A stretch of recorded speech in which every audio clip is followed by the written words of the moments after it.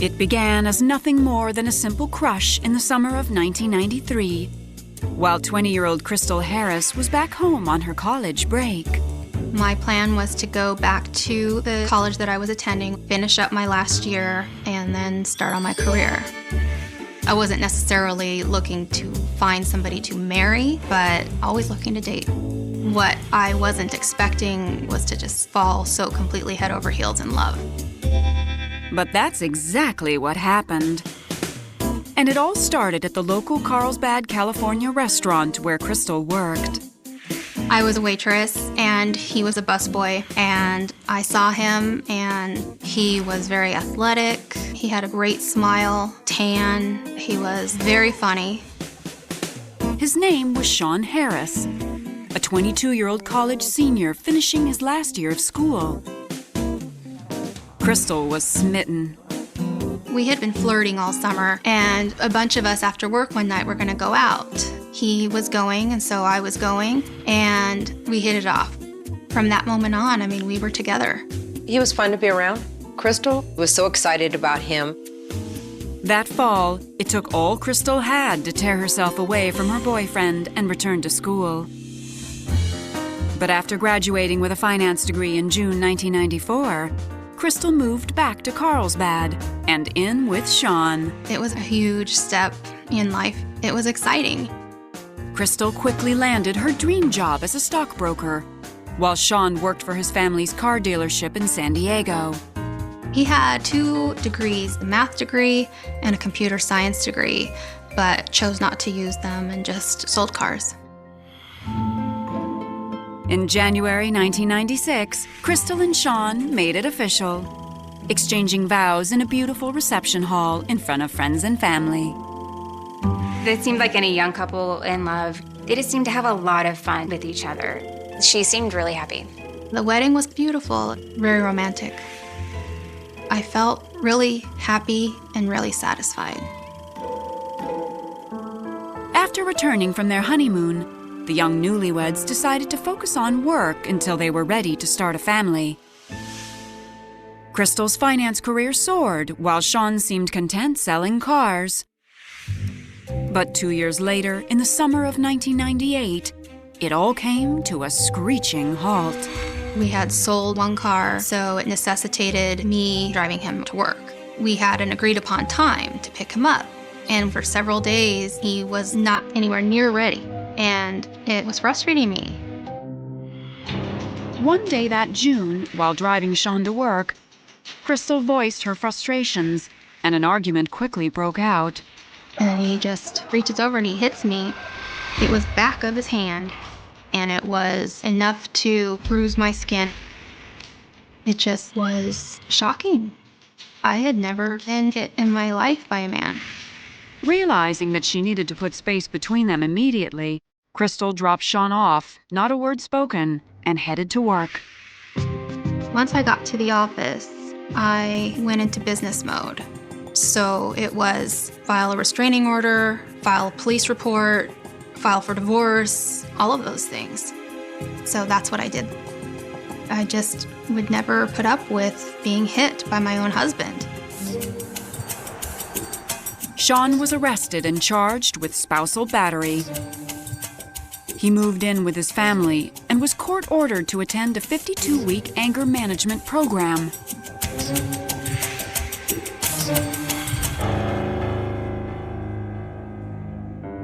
But just a few weeks later, Crystal was surprised when Sean's father reached out to her.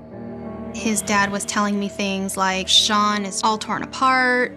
He's already attending anger management classes. I remember his dad asking me, would it be okay if Sean talked to me? And I agreed. It wasn't long before Sean called, and Crystal couldn't deny her feelings for her husband. Sean was very remorseful. It seemed like we had a path to reconciliation through the anger management classes. I really did love him with all my heart. But Crystal would soon realize that she had made a terrible mistake. She was afraid of him. She was afraid of what he would do. His eyes, which are normally like very blue, they were black. It was scary.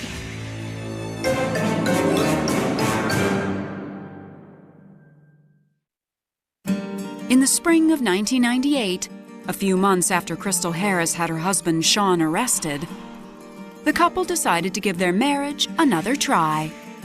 I decided to forgive Sean because I saw him making an effort to change. We had something worth fighting for. He did say to me, that was the best thing that ever happened to me, going to anger management. And I thought, good, great. People do change. In October 2002, 4 years after Sean's arrest, the couple welcomed a baby boy into the world. Sean eagerly left his job selling cars and became a stay-at-home dad. Since I had a career that was built up over several years, it seemed feasible to have him be the one to stay home. And he wanted to do that. It wasn't long before the happy couple realized they were expecting again. But in April 2005, just a month before the birth of their second child, tragedy struck. Sean's father died from cancer. His father was the person that he cared most about on this earth. And it hit Sean hard, really hard. Even after their second son was born, Sean was unable to truly bond with the new baby. All he wanted to do was sleep. He played video games all night, every night, and then sleep all day. I felt like I had lost him, and we weren't a family anymore.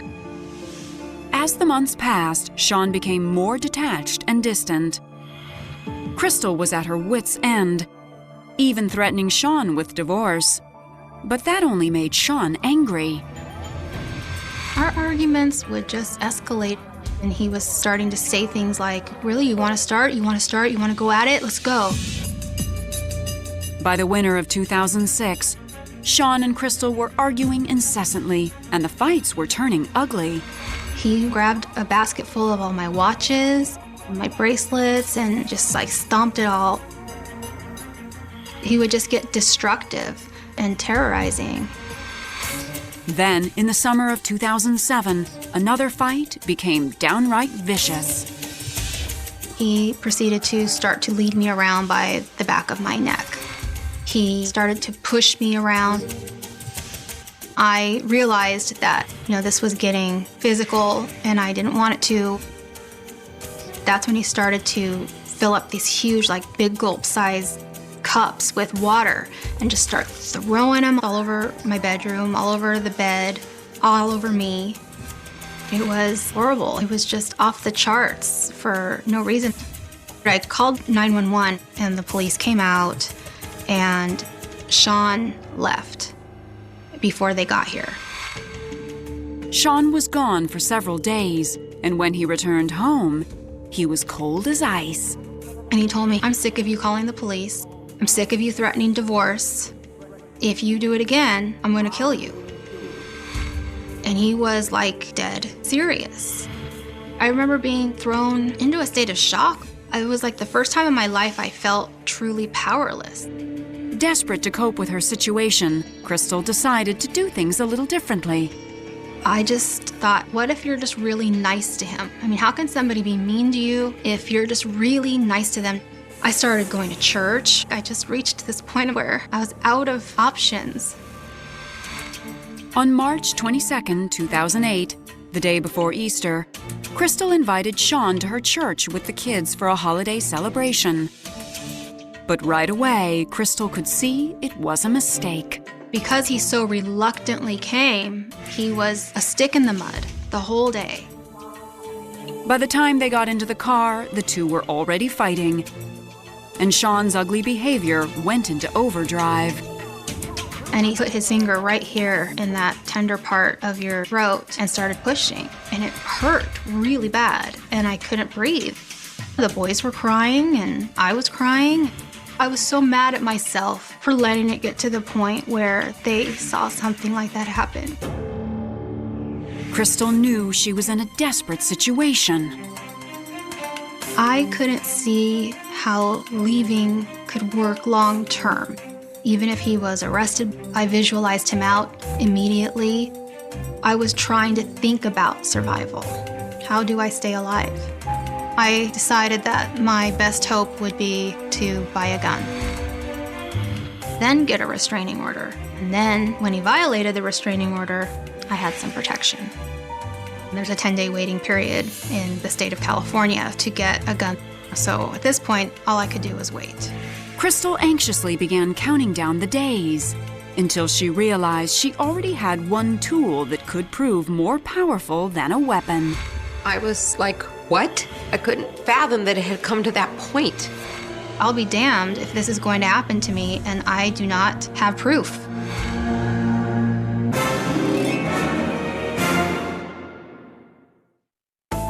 By March of 2008, Crystal Harris was so terrified of her abusive husband, Sean, that she put herself on a waiting list for a gun.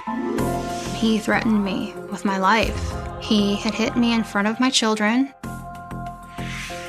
I 100% expected him to violate the restraining order, and in that case, I needed my gun. There's a 10-day waiting period, so at this point, all I could do was wait. But the next morning, when Sean cornered Crystal once again, she devised a more effective plan. He started with the death threat again. I just remember thinking it would be nice if I could get these death threats on tape. Crystal found an old cassette recorder and hid it in a drawer near her bathroom. She knew it was just a matter of time before Sean accosted her again. And sure enough, the following Friday, Sean followed Crystal into their bedroom.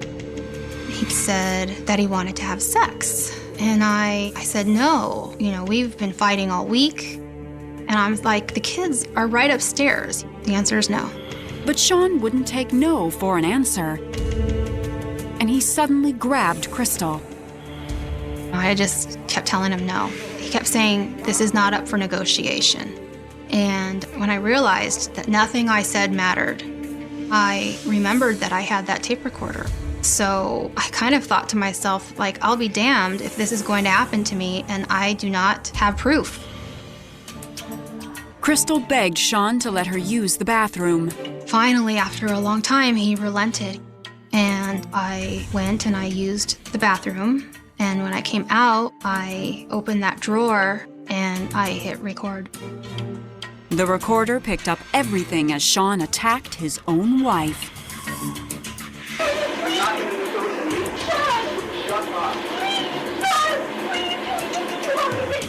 If I protest too much, if I yell and scream and say no, then he just choked me again and threatened me some more. He threatened to get a knife. It was horrible. I felt completely brutalized. Afterwards, Sean threatened Crystal once again before he left the room. Crystal felt like a prisoner in her own home, terrified and helpless, but that was about to change. On April 1st, 2008, around 6 p.m., Crystal came home from work, and Sean was waiting for her. He said, "Where have you been all day?" And I just said, "I was at work." And he's like, "Are you sure about that? Are you sure you're not lying about that?" And Sean came immediately behind me and put his hands around my neck and just started to choke me super hard. I thought I was going to die, and it was brutal and just like a real huge escalation. And his eyes, which are normally like very blue, they were black. Sean brutally assaulted Crystal. And after it was over, Crystal realized she had to get out. I thought, I'm going to die if I stay here one more minute. I'm not going to survive another attack by him. Once the kids were safe in bed and Sean started playing his video games, Crystal made her move. I grabbed my cell phone and I walked out the front door. I went into some bushes and I was hiding and I called 911.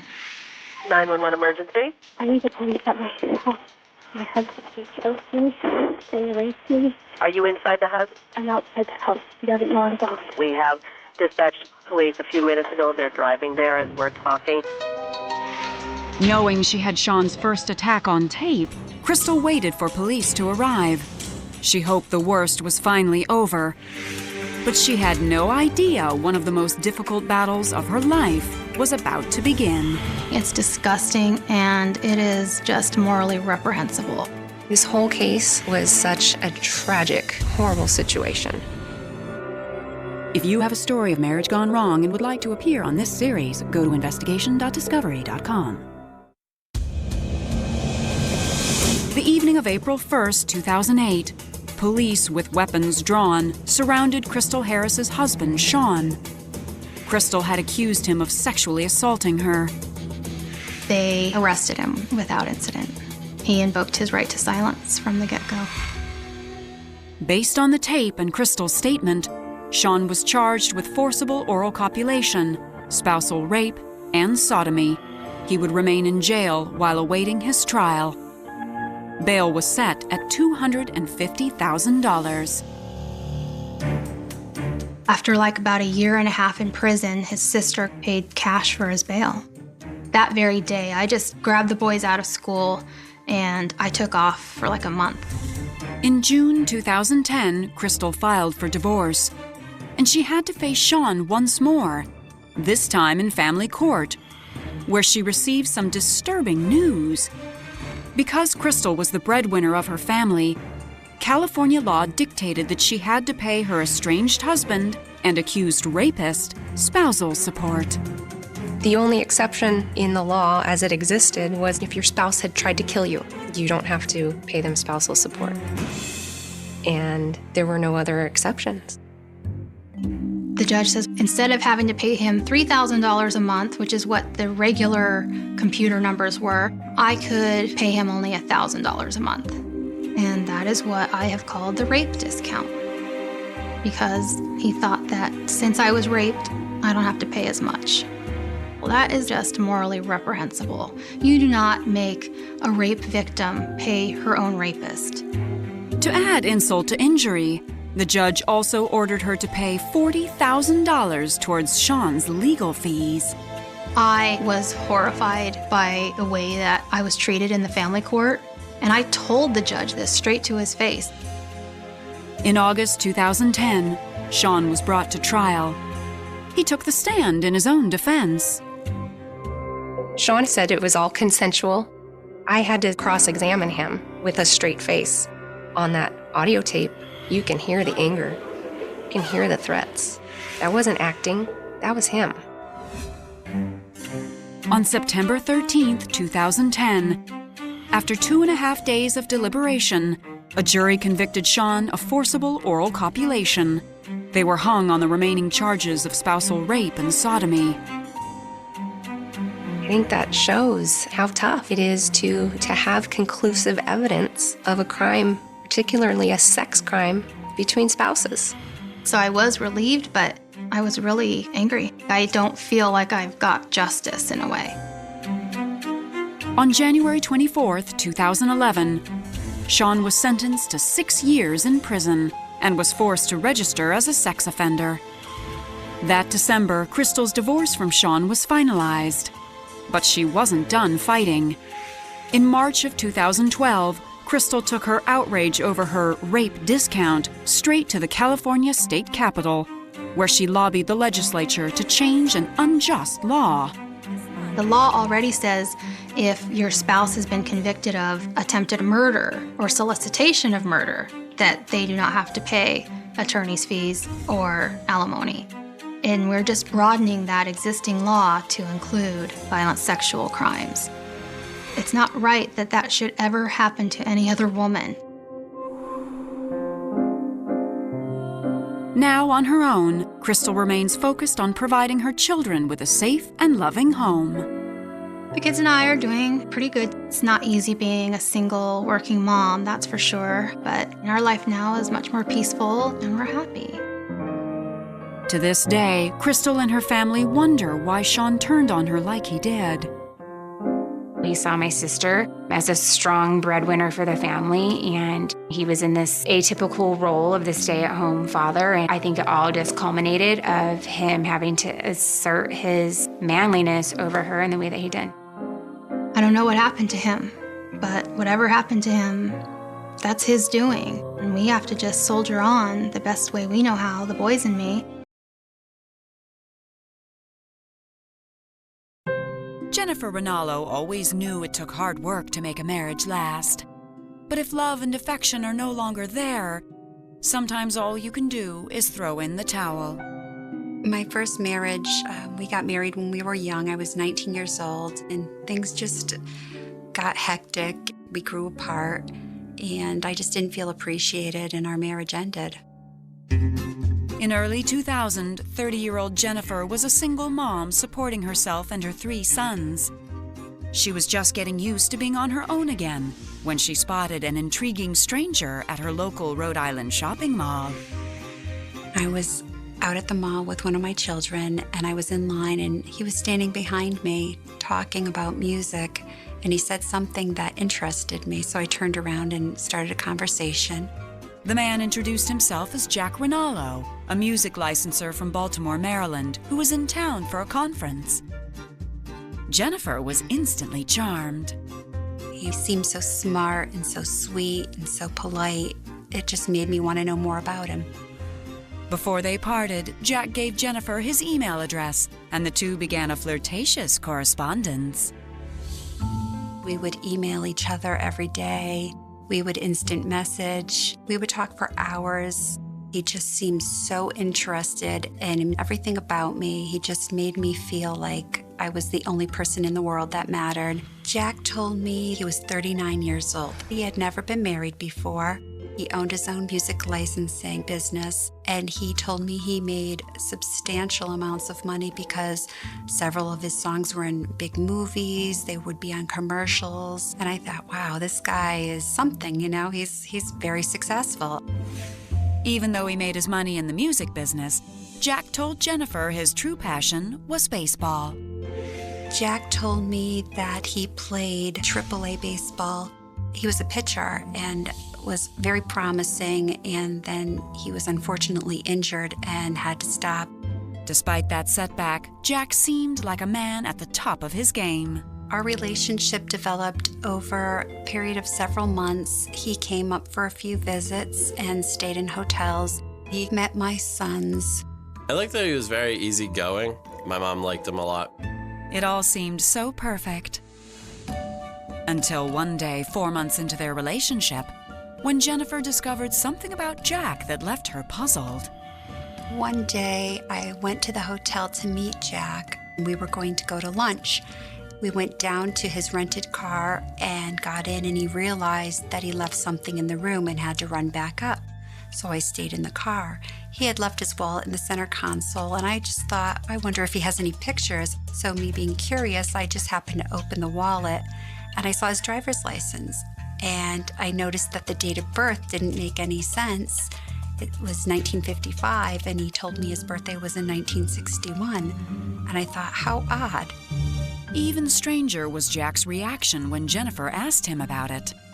He flew off the handle. He really got irate, and he yelled at me and said I had no business looking through his personal things. And he said it was a mistake at motor vehicles and he was going to have it fixed. I thought, wow, he's getting so upset over nothing. And then I thought, well, you know, I did look in his wallet. That is a personal place. Jennifer wasn't about to let a typo get in the way of her happiness, so she quickly forgot about the incident. Over the next few months, the couple's romance continued to blossom. Jack moved from Baltimore to Rhode Island, and by April 2001, Jennifer and Jack were man and wife. Our wedding was private. We basically eloped because it was my second marriage. I didn't really want to make a big deal about it and have a big wedding. I just wanted it to be us, and he was fine with that. Jennifer felt that Jack was her knight in shining armor, and he seemed to be blending right into the family. It seemed Jennifer had finally found her fairy tale.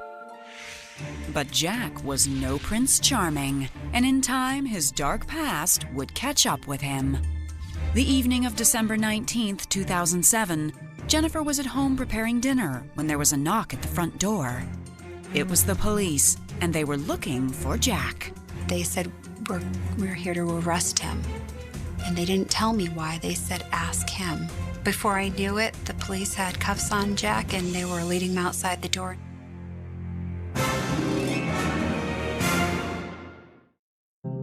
In the spring of 2001, 10 years before her husband was arrested, Jennifer Rinaldo felt lucky to have married such a hard-working man. After Jack and I got married and he moved in, he was working from our basement office, and he would be down there from very early in the morning till late at night, on the phone, on the computer, working all the time.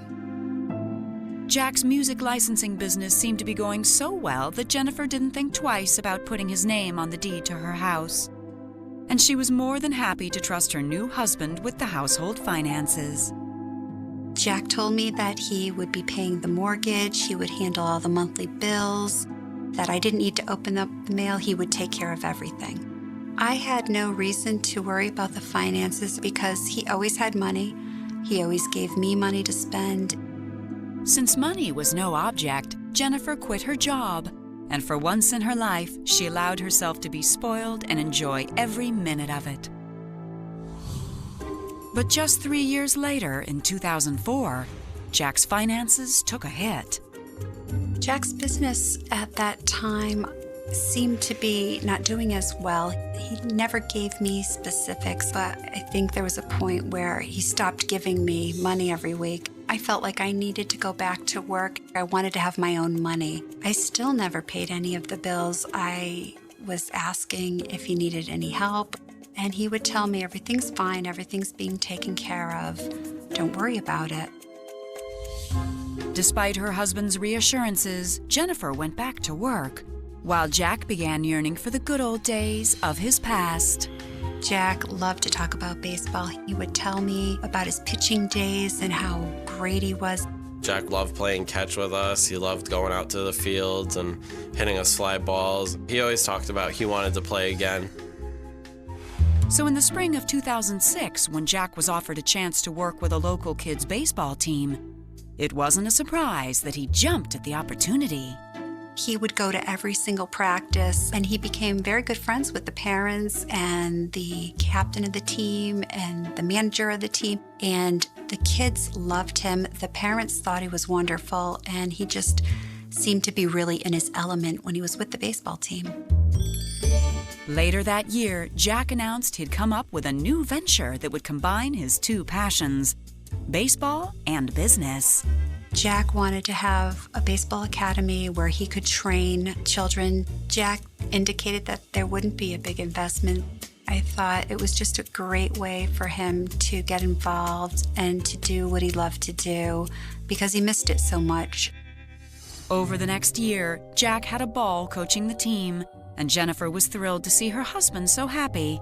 Everything was going so well until November of 2007, when Jennifer got a shocking phone call straight out of left field. The bank called me at home one day to tell me that my husband had written 2 $10,000 checks on my account. There obviously wasn't enough money in the accounts to cover the checks, so I told the bank to go ahead and stop payment on the checks. I just didn't know what was happening. I couldn't understand why he would do this. Dumbfounded, Jennifer confronted Jack, who reluctantly admitted that all was not well with the baseball academy. Jack told her he was being pressured to pay for warehouse space that was originally promised to him free of charge. He talked as if they were trying to run a scam on him, charging him a great deal of money. He told me he felt threatened and felt he had to write the checks because he felt like some harm would come to him if he didn't. Confused, Jennifer tried to forgive the forged checks and move on. But she couldn't help but wonder, if Jack was capable of forgery, did he have something else up his sleeve? Everything became suspect. And then you start replaying things in your head to try to remember if you saw something or you heard something, and it was driving me crazy. It wouldn't be long before Jennifer found out just what her husband was up to. I haven't seen anybody quite as crafty as Mr. Rinaldo. I opened the mail and my jaw just dropped.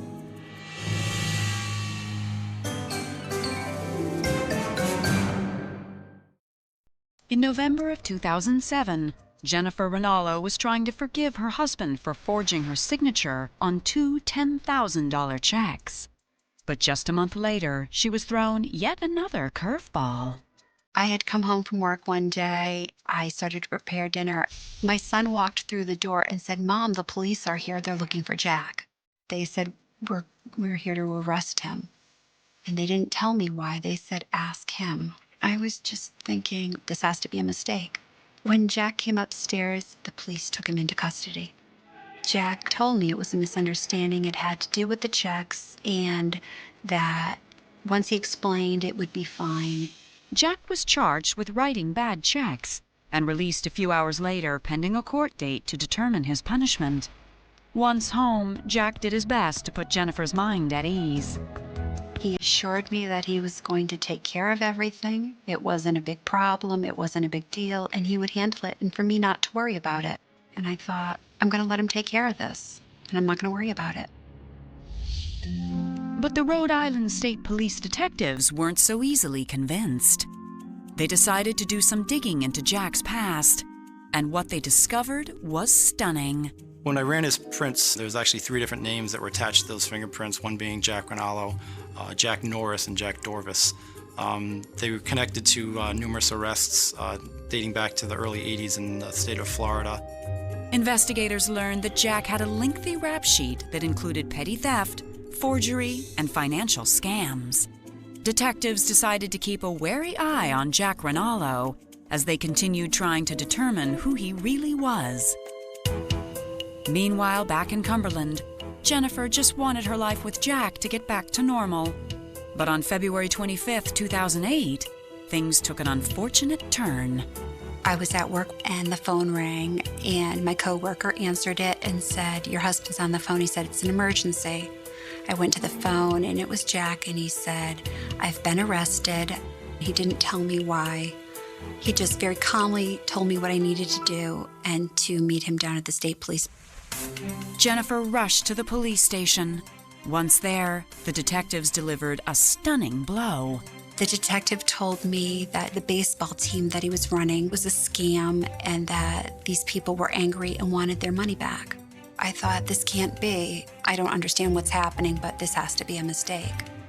The police told Jennifer they believed Jack's baseball academy was a scheme to con the players' parents out of thousands of dollars. I just wanted to get him out of there. It was a chaotic situation. They were saying he was a criminal, and it made no sense to me. Jack spent the night in jail, and the next day he was released on bond. When Jack got home, he seemed very beaten. He was really upset. I wanted to know what was going on, and I needed him to explain it to me. And he basically told me that the baseball parents were unhappy. They thought they should be getting more for their money. Jack claimed it was all a classic case of overbearing parents blaming him for their children's shortcomings. And he said not to worry a thing about it, he would take care of it. I believed him. Jennifer wanted to trust Jack. But on June 6, 2011, when Jack's case finally made its way before a judge, Jennifer had to admit her husband's actions didn't seem like those of an innocent man. I have not seen anybody try that hard to get out of court proceedings. The day the trial started, Mr. Rinaldo asked the judge if he could go to the bathroom on several occasions, indicating that he had some sort of stomach virus. The second day of the trial, Mr. Rinaldo did not show up, claiming he had some heart palpitations. The judge ordered his medical records to be reviewed by the court. Those documents proved that there was, in fact, no medical issues with Mr. Rinaldo. The judge then found Mr. Rinaldo in contempt of court for providing false information to the court, and he was locked up for 6 months on a contempt charge. There were a lot of excuses to delay the trial, and at this time I was kind of getting to the point where I had had enough of it. I thought, this just doesn't seem right. Before long, her lingering doubts were cemented. With Jack in prison on contempt charges, Jennifer did her best to hold the family together. When she opened the mail for the first time in years, it would be strike 3 for Jack. If someone could lie to you about basic things, what other things were they lying about? It was all just stuff that he had made up, and I figured nothing he had ever told me was true. In June of 2011, Jennifer Rinaldo's husband Jack was in jail, and Jennifer took over the job of managing the family's finances. it was a true wake-up call. I got home from work, I took the mail out of the mailbox and spread it out on the counter, and all it was were bills after bills after bills. I opened them up.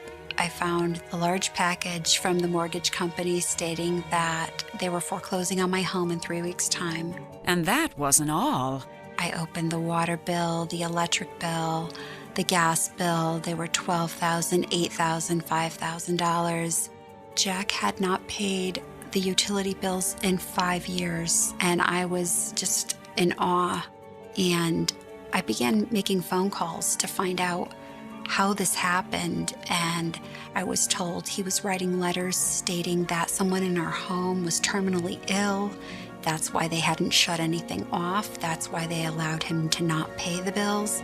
Jennifer was finally forced to see her husband's true colors. I began to question everything about him, where he was from, who he was, his entire existence. If someone could lie to you about basic things like paying utility bills, what other things were they lying about? Desperate to learn the truth, Jennifer reached out to investigators on her husband's case. She was shocked by what she learned. The detective came to my home. We sat down and he had a folder in front of him. He started telling me just incredible things that I didn't know. Jack Ronaldo is a habitual con man. When we looked into his background and were able to discover that he began this activity, as far as we can tell, back in the early 1980s, it seems like that's all he knows how to do, and unfortunately he's pretty good at it. There's so much mystery that the police still don't even know his true last name. They don't know his true date of birth. They don't know his social security number. He just has no identity, really. Nobody knows who he is.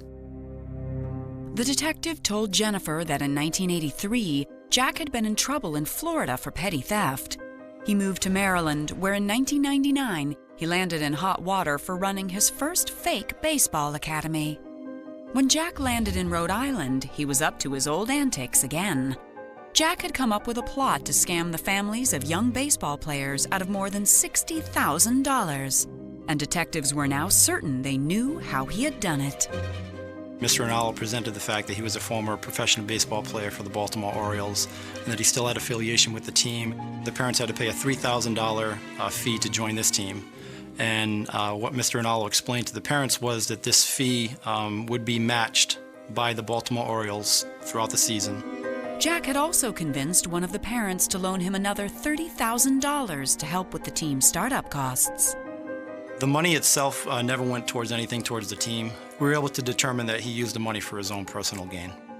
When I found out the baseball academy was a scam, I was just really disappointed. I thought, he took advantage of not only the families, but the children as well. They had big dreams, and I felt terrible for them because they had big hopes and they were crushed.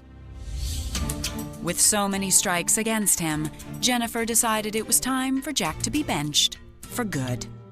At that point, I did rethink everything that happened. Every word he said to me, every time he spoke of his family, his friends as a child, I thought, are these people real? Is anyone real? I was more curious to know what was actually true and what wasn't, but I knew I would never get the answers. So I cut off all communications. I filed for divorce. On December 6, 2011, Jack Ronaldo pleaded no contest to the charges of obtaining money under false pretenses, fraudulent checks, and filing false documents. He was sentenced to 2.5 years in prison, followed by 12.5 years of probation. He must pay restitution to the victims of his scam. Mr. Ronaldo has the ability to make people believe that everything he says is true and accurate. I believe there could be other victims out there from similar type fraud cases that we're unaware of at this time. Today, Jennifer Ronaldo is back to being a single mother. We moved into an apartment into a less expensive town in a less desirable area. I had to pick up a second job. My credit after all of this is beyond bad. I'll likely have to file bankruptcy to start over again. The support from her family and her 3 sons have given her the strength to stay positive and keep moving forward. Jennifer is doing well. She's a go-getter. She's got a lot of spunk in her. I do not worry about my daughter at all. We're very strong people. We stick together, and I have wonderful children who are pretty close to being adults now, so they understand and they're very aware of everything, and they don't ask for anything. We'll make it. I know we will. The fog didn't just roll into Sacramento that night. It descended like a heavy, suffocating shroud, erasing the streetlights, muffling the sounds of the suburbs, and creating the perfect cover for a predator who knew exactly how to navigate the dark. It was November 14th, 1985, a Thursday that felt like any other in the golden heart of California, where the American dream was sold on billboards and safety was a guarantee written in the manicured lawns and locked front doors of the middle class. But safety is an illusion, a fragile pane of glass waiting to be shattered.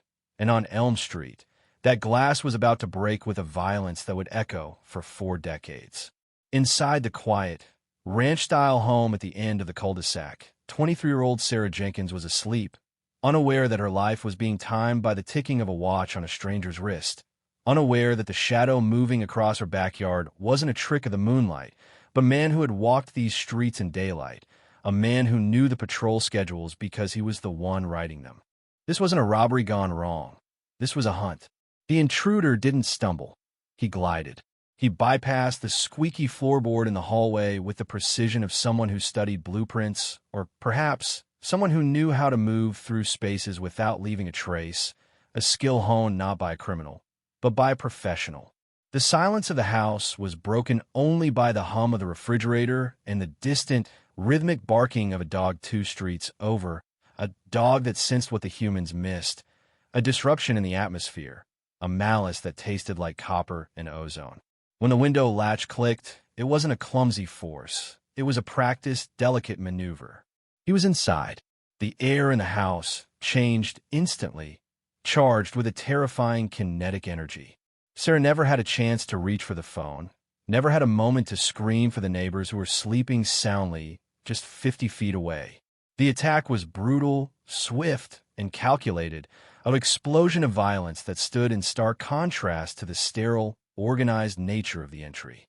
By the time the sun began to burn through the morning mist, the killer was gone, vanishing as if he were made of smoke, leaving behind a scene that would haunt the first responders for the rest of their lives.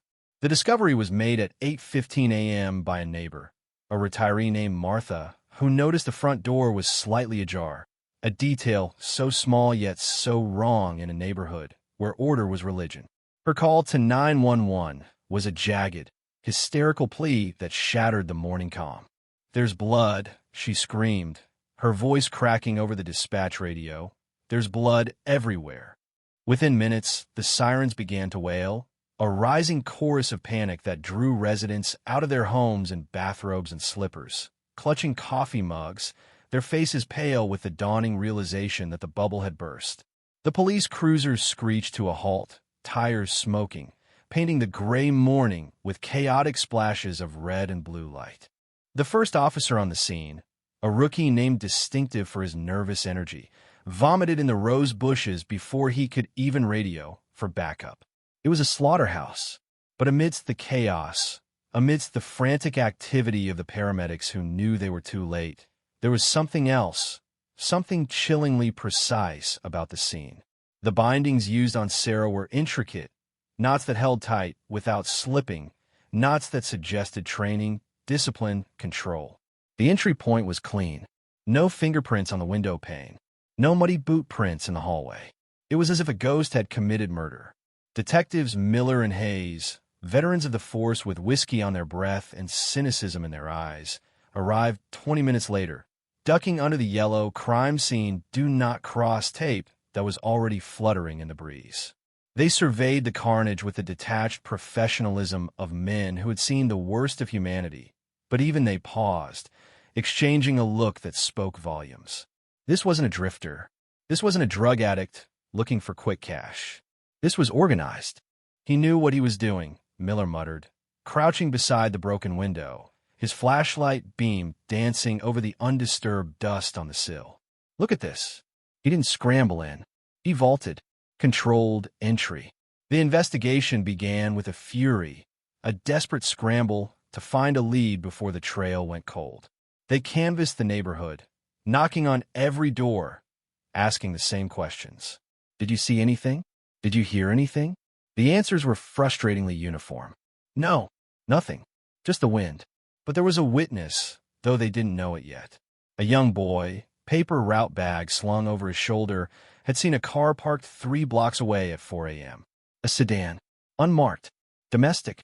He didn't think much of it, just a car sitting in the dark, engine off, driver watching the house. He told an officer near the perimeter, a uniformed man who nodded, took notes in a small spiral pad, and patted the boy on the shoulder. "We'll look into it, son," the officer said. That note never made it into the case file.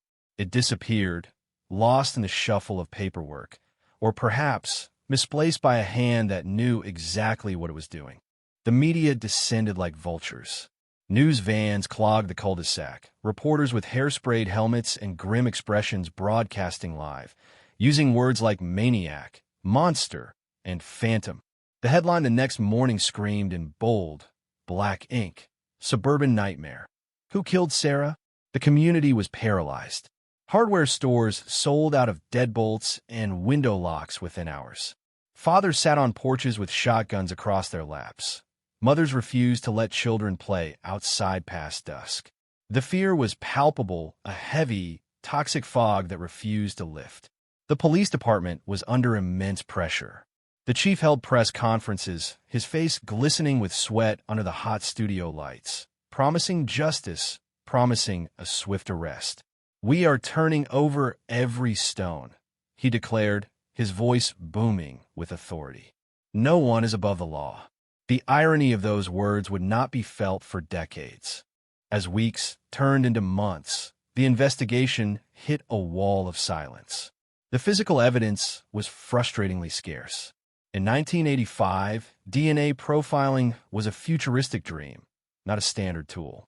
They had blood type, type A positive, which narrowed the suspect pool to 34% of the population. Useless.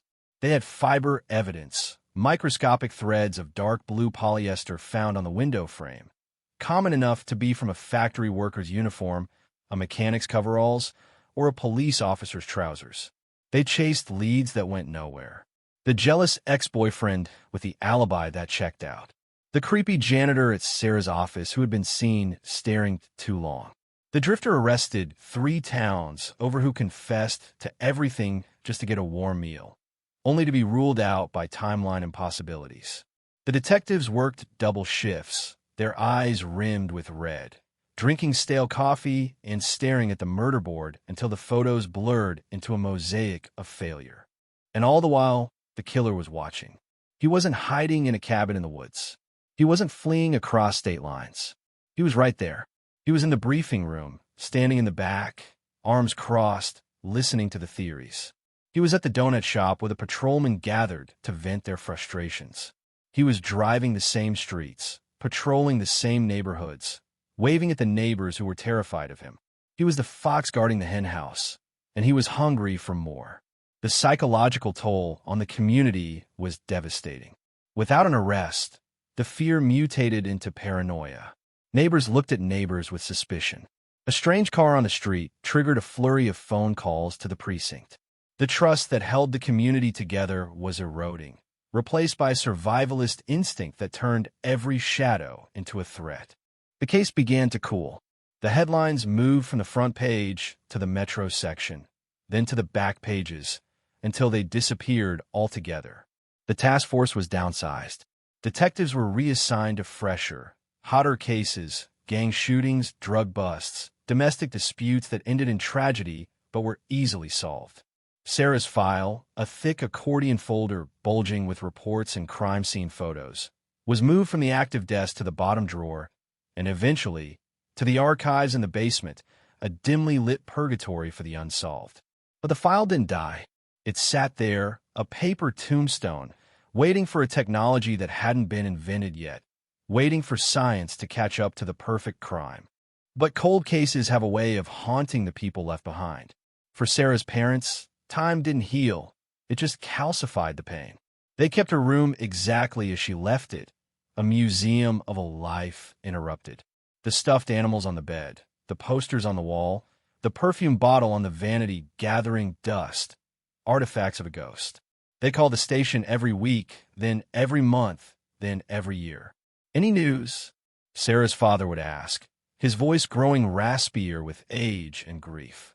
And every time the answer was a polite, sympathetic, "No, sir.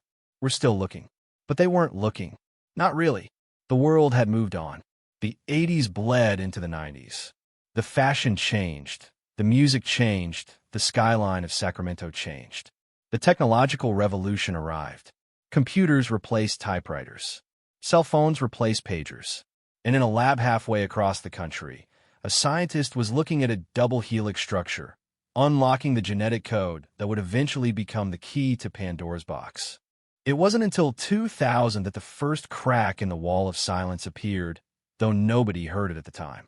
A review of cold cases was ordered by a new district attorney looking to score political points. "Justice has no expiration date," he announced. A cold case unit was formed, a small team of retired detectives brought back as consultants, working out of a cramped office that smelled of mildew and old paper. They pulled Sarah's box from the archives. They blew off the dust. They looked at the evidence with fresh eyes, eyes that had seen the rise of forensic science. They saw the fiber samples. They saw the ligatures. And they saw something the original detectives had missed or perhaps ignored. A biological sample. A minute trace of saliva on the back of the stamp on an envelope found in the trash can. An envelope the killer had handled, used to wipe a surface? Or perhaps a swab taken from the scene that was never tested because the technology didn't exist. They sent it to the lab. The wait was agonizing. Months of backlog. When the results came back, it wasn't a name. It was a profile, a genetic fingerprint. But there was a problem.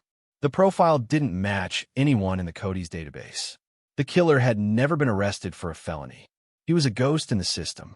The detectives hit another wall. They had the killer's DNA, but they didn't have the killer. It was a taunt from the grave of the investigation. "We have him." Detective Miller, now retired and working as a consultant, slammed his hand on the desk. "We have his blood, his code, everything but his face." The frustration was a physical weight. They were so close, yet an infinite distance away.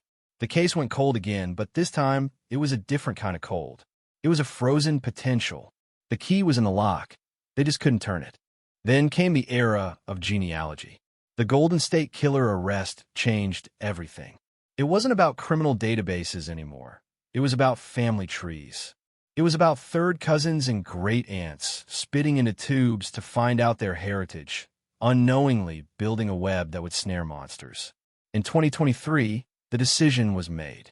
Sarah's case was submitted for forensic genealogy. This was the Hail Mary pass. The last shot. The data was uploaded to a public genealogy site. The algorithm began to churn, comparing the killer's DNA markers against millions of innocent people looking for their ancestors. And then a ping. Not a direct match, but a distant relative. A second cousin, twice removed. A thread. The genealogist, a woman who worked from her kitchen table late at night, fueled by obsession and caffeine, began to build the tree. She went backward to go forward. She found the common ancestors, a couple from the 1800s. She traced their descendants down through the decades, branching out like cracks in a windshield. She eliminated the women. She eliminated the men who died before 1985. She eliminated those who lived on the East Coast. She narrowed it down. The circle tightened. It came down to 3 brothers. 3 men who lived in Sacramento in 1985. One was a teacher. One was a mechanic. And one was a police officer. The revelation was a punch to the gut. The investigator, staring at the screen, felt the blood drain from her face. A cop. The reason the dog didn't bark? Maybe the dog knew the smell of the uniform. The reason the entry was so professional? Tactical training. The reason the witness report of the sedan disappeared? Access to the files. It all fell into place like the tumblers of a lock finally clicking open. But suspicion isn't proof. They couldn't just arrest a decorated former officer, a man who had retired with a pension, a man who coached Little League and attended church every Sunday. They needed his DNA to confirm. They needed a surreptitious sample. The operation that followed was straight out of a spy novel.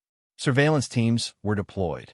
They watched the old man, now in his late 60s, moving slowly, tending to his garden. They watched him go to the grocery store. They watched him go to the diner. They needed something he had touched. A cup, a straw, a napkin.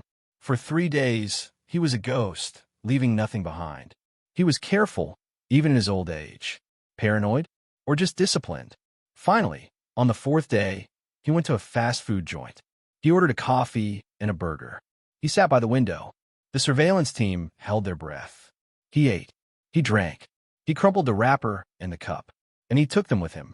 He walked to the trash can outside. He threw them away. As soon as his car pulled out of the lot, an undercover officer was diving into the bin. They bagged the cup. It was rushed to the lab. The priority was critical.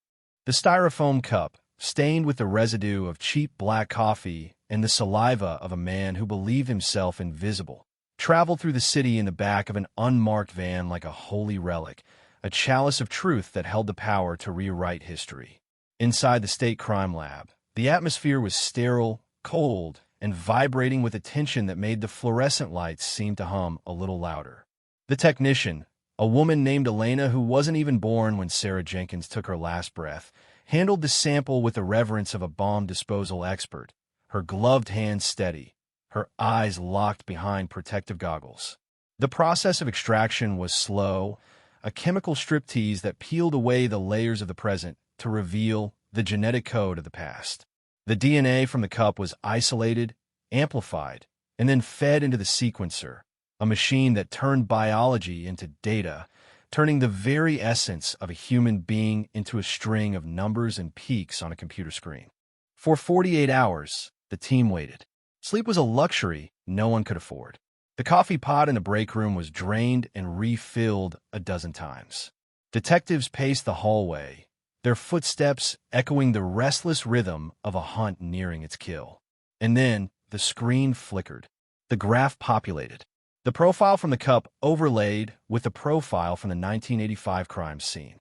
The peaks aligned. The valleys matched. The probability of a random match was 1 in quadrillions. It was him. The ghost had a name. The monster had a face. And that face was one they had seen in the department yearbooks, a face that had smiled out from retirement party photos, a face that had been trusted with the safety of the very community he had terrorized. His name was Arthur Sterling, 72 years old, a retired sergeant, a man who had worn the badge for 30 years, a man who had sworn to protect and serve. The revelation hit the command center like a physical blow. The chief of police, a man who had looked up to Sterling as a rookie, stared at the report, his face draining of color until he looked like a wax figure. "Arthur," he whispered, the name tasting like ash in his mouth. It can't be. But the science didn't lie. The science didn't care about pensions or commendations for bravery, or the time Sterling had saved a cat from a burning building in '92. The science only knew that the man who drank that coffee was the same man who had bound Sarah Jenkins with those intricate knots. The betrayal was absolute. It wasn't just a murder. It was a desecration of the oath they all held sacred. The room fell into a silence so profound it felt like a vacuum, sucking the air out of their lungs. They weren't just hunting a killer anymore. They were hunting a traitor. The warrant was signed by a judge in the dead of night, her hand trembling slightly as she read the name on the affidavit. The tactical plan was drawn up with military precision. They couldn't treat this like a normal arrest. Sterling knew procedure. He knew tactics. He likely had weapons in the house. Service revolvers, hunting rifles, perhaps souvenirs from his days on the force. He was dangerous not because of his strength, which had faded with age, but because of his knowledge. He knew how they thought because he was one of them. The SWAT team briefed at 3 a.m., their faces grim, the usual banter of the locker room replaced by a steely resolve.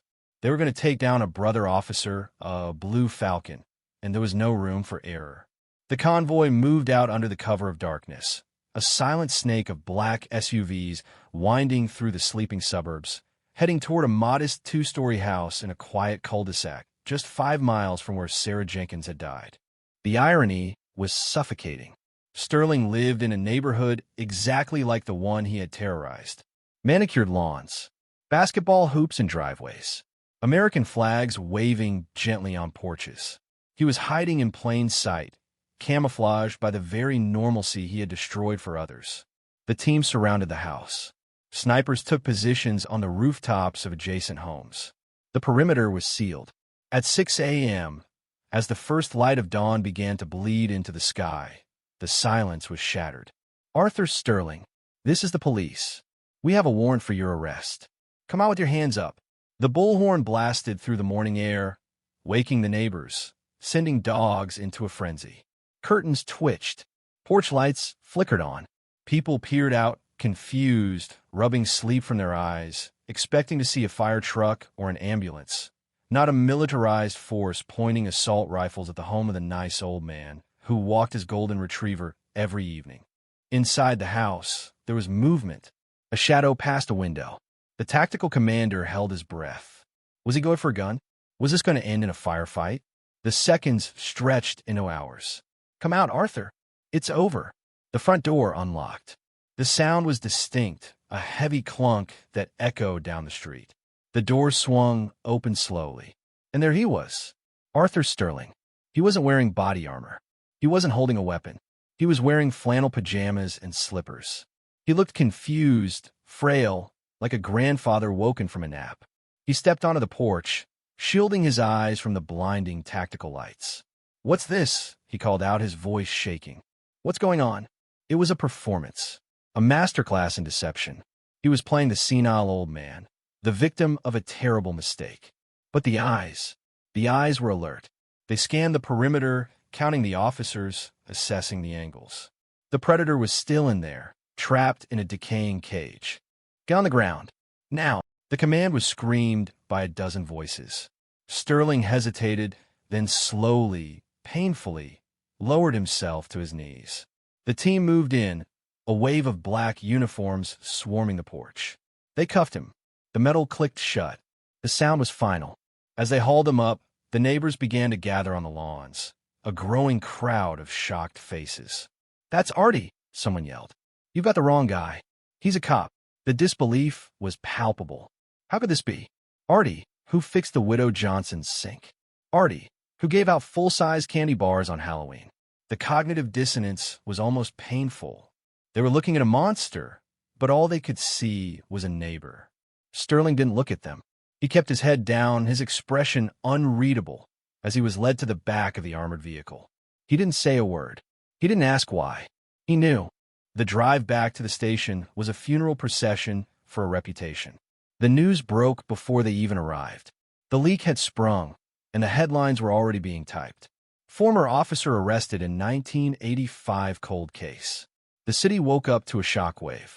The police department's phones began to ring off the hook. The public trust, already fragile, shattered. People looked at the officers on the street differently that morning. Was that cop directing traffic a killer too? Or were they hiding? The press conference was scheduled for noon. The chief stood at the podium. The microphones clustered like metal flowers in front of him. He looked 10 years older than he had the day before. He didn't try to spin it. He didn't try to soften the blow. "Today," he said, his voice cracking with emotion, "we arrested Arthur Sterling for the murder of Sarah Jenkins." Sterling was employed by this department from 1975 to 2005. The gasp in the room was audible. The reporters scribbled furiously. The flashbulbs popped like lightning, illuminating the chief's face, etched with shame. Back in the interrogation room, the atmosphere was different. It wasn't a press conference, it was a duel. Sterling sat on one side of the metal table, shackled to the floor. Detective Miller, the man who had chased this ghost for 20 years, sat on the other. Miller was retired now, a consultant, but he insisted on being there. He needed to look him in the eye. The room was cold, smelling of stale air and nervous sweat. Sterling sat perfectly still. He didn't fidget. He didn't ask for a lawyer immediately. He just stared at the two-way mirror, knowing exactly who was behind it. He knew the game. He had played it from the other side 1,000 times. He knew the techniques, the read technique, the good cop/bad cop routine, the silence. He was immune to them. "Hello, Arthur," Miller said, his voice low, controlled. Sterling turned his gaze to Miller. His eyes were flat, devoid of empathy, like a shark's. "Detective Miller," Sterling replied, his voice raspy. "You've grayed a bit." It was a taunt, a subtle reminder that while Miller had aged worrying about this case, Sterling had been living his life free. "We have your DNA, Arthur. It's over. We have you at the scene. We have the cup you threw away yesterday." Miller slid a photo across the table. It was the crime scene photo of Sarah. "Remember her?" Sterling looked at the photo. He didn't flinch. He didn't look away. He studied it with a clinical detachment, like a mechanic looking at a broken engine. "I've seen a lot of bodies, Miller. You know that. Comes with the job. You didn't just see this one." Miller leaned in. "You made it." Sterling leaned back, a faint, chilling smile playing on his lips. "Prove it," he whispered. "DNA is just biology. It's not a narrative. I was a cop. I was at scenes. Contamination happens." He was going to fight. He wasn't going to confess. He was going to use every loophole, every legal trick, every ounce of his knowledge to tear the case apart. He was arrogant. He believed he was smarter than them. He believed that even now, in chains, he was the one in control. But Miller had something else. They had searched his house, and in the back of a closet, behind a false wall in the basement, they had found a box. A trophy box. The search team was still cataloging the contents, but the initial report was coming in over Miller's earpiece. It wasn't just Sarah. There were other items. Driver's licenses, jewelry, locks of hair. The scale of the horror was expanding in real time. Sterling wasn't just Sarah's killer. He was a serial predator. He had been operating in the shadow of his badge for decades. The California 1985 cold case was just the tip of the iceberg. The realization made Miller's stomach turn. He was sitting across from pure evil. "We found the box, Artie," Miller said, dropping the nickname like a grenade. The smile vanished from Sterling's face. For the first time, there was a flicker of fear. His eyes darted to the door. "We found the wall in the basement." Sterling's breathing hitched. The mask of the confident ex-cop slipped, revealing the terrified old man underneath. He knew what was in that box. He knew it was the end. The silence in the room stretched, heavy and suffocating. Miller didn't speak. He let the weight of the discovery crush Sterling. Finally, Sterling slumped in his chair. "I want a lawyer," he muttered. Now, the interrogation was over, but the nightmare was just entering its second act. As Sterling was led away to a holding cell, the news of the trophy box began to leak. The investigation exploded outward. Every case Sterling had ever worked on was now suspect. Every unsolved rape, every missing person in his district, every strange occurrence was being re-examined. The timeline of his career was being overlaid with the timeline of unsolved crimes in California. The map was lighting up with red dots. The community was in a state of collective trauma. The man who had organized the neighborhood watch was the one they needed watching. The betrayal cut deep into the psyche of the city. People began to recount their interactions with him. "He stopped me for a broken taillight once," a young woman told a reporter, shivering. "He looked at me. Strange. I never forgot it. He came to my house when my bike was stolen," a man said. "He asked to look in my daughter's room to see if the thief had entered there. My God, he was casing the house." The memories were being recontextualized, innocent interactions twisting into sinister encounters. The monster had been among them, eating at their diners, shopping at their stores, patrolling their streets. The legal battle that loomed was going to be the trial of the century. But for Sarah's family, the arrest brought a complicated mix of relief and fresh agony. Her parents, now in their 80s, sat in their living room, holding hands, watching the news. They saw the face of the man who had taken their daughter. They saw the uniform he used to wear. A policeman. Her mother wept, rocking back and forth. "We called him for help, and he was the one." The trust in authority, the belief in the system, was shattered. They had spent 40 years waiting for a monster, only to find out the monster was the one who was supposed to chase the bad guys. It was a cruel twist of fate that made the grief feel new again, raw and bleeding. As the sun set on Sacramento that day, the city felt different. The shadows seemed longer, darker. The blue lights of the police cruisers didn't feel like safety anymore. They felt like a question mark. The arrest of Arthur Sterling solved a cold case, but it opened a wound in the community that might never fully heal. The investigation was moving fast now. The trophy box was being unpacked, item by item, each object a victim, each object a story of terror. And among the items, wrapped in a faded newspaper from 1985, was a small gold locket. Sarah's locket, the one she never took off, the one that was missing from her body. It was the definitive proof, the final nail. But it was also a token of a depravity that defied understanding. Why keep it? Why keep the evidence that could hang you? Because for Sterling, it wasn't evidence. It was a prize. It was a way to relive the power, to own the moment forever. But the box held more than just trophies from the past. It held a map.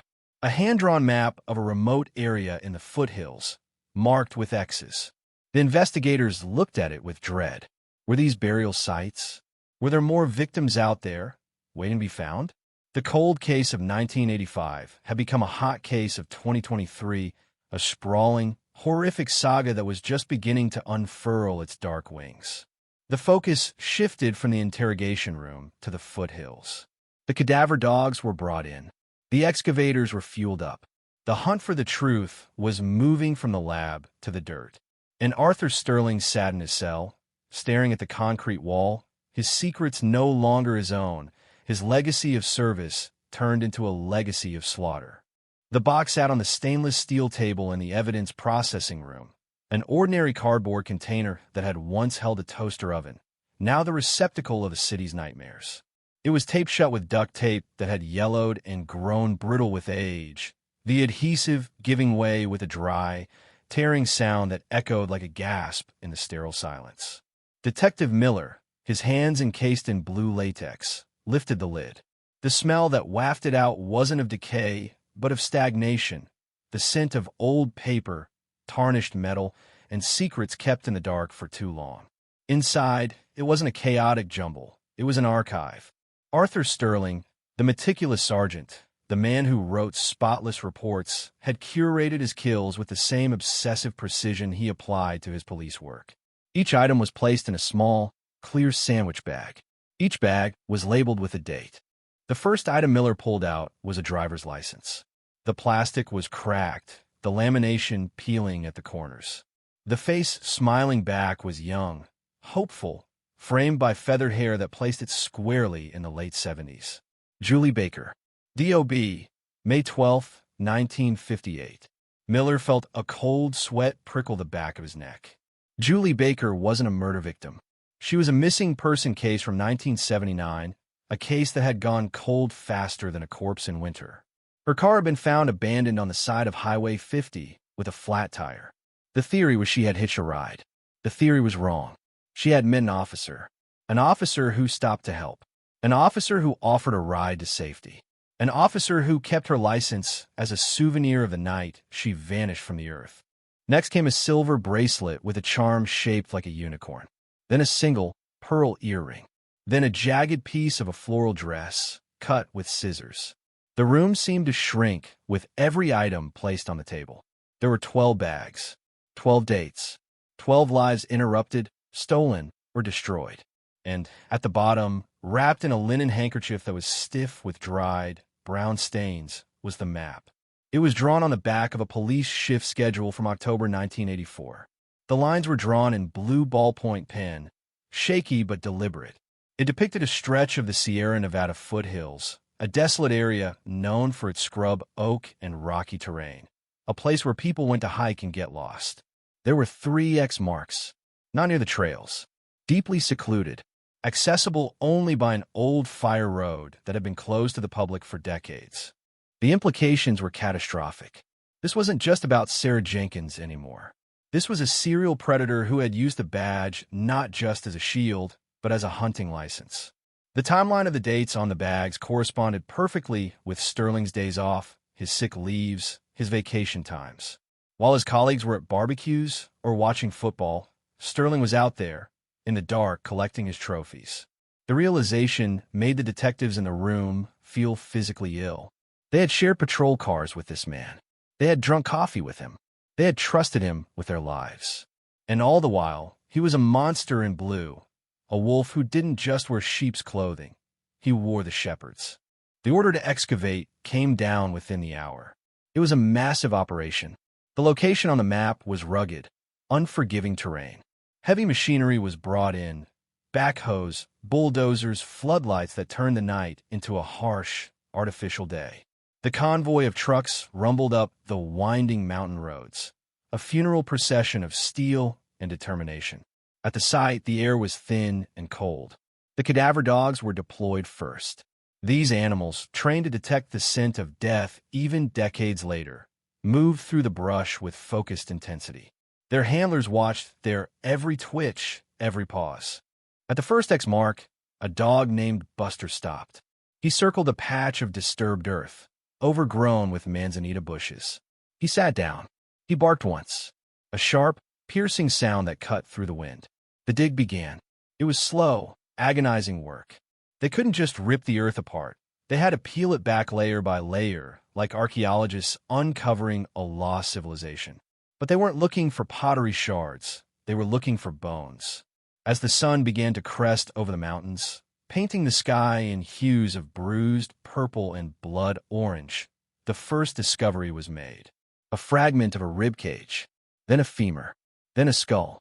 It was a shallow grave, hastily dug, covered with rocks to deter scavengers. But the earth keeps its secrets only for so long. As the forensic anthropologists began the grim task of cataloging the remains, the narrative shifted back to 1975. Who was Arthur Sterling then? How did he become this? The files were pulled. The background checks were rerun. In 1975, Sterling was 22, a fresh-faced rookie with a high and tight haircut and a shine on his shoes you could see your reflection in. He was the golden boy of the academy, top of his class in marksmanship, top of his class in procedure. His psychological evaluation was glowing, stable, dedicated, obedient, shows high aptitude for command. The irony was bitter. The traits that made him a perfect officer, discipline, control, lack of empathy in crisis, were the same traits that made him a perfect killer. He didn't stumble into violence. He was drawn to it. Interviews with retired officers who knew him back then painted a disturbing picture in hindsight. Artie was always intense. One old partner recalled, his voice shaking over the phone. He liked the power. He liked the way people looked at the uniform. Fear, respect. He fed on it. There were stories dismissed at the time as rookie zeal that now took on a sinister light. The time he used excessive force on a suspect who resisted arrest, breaking the man's arm with a calm, almost mechanical efficiency.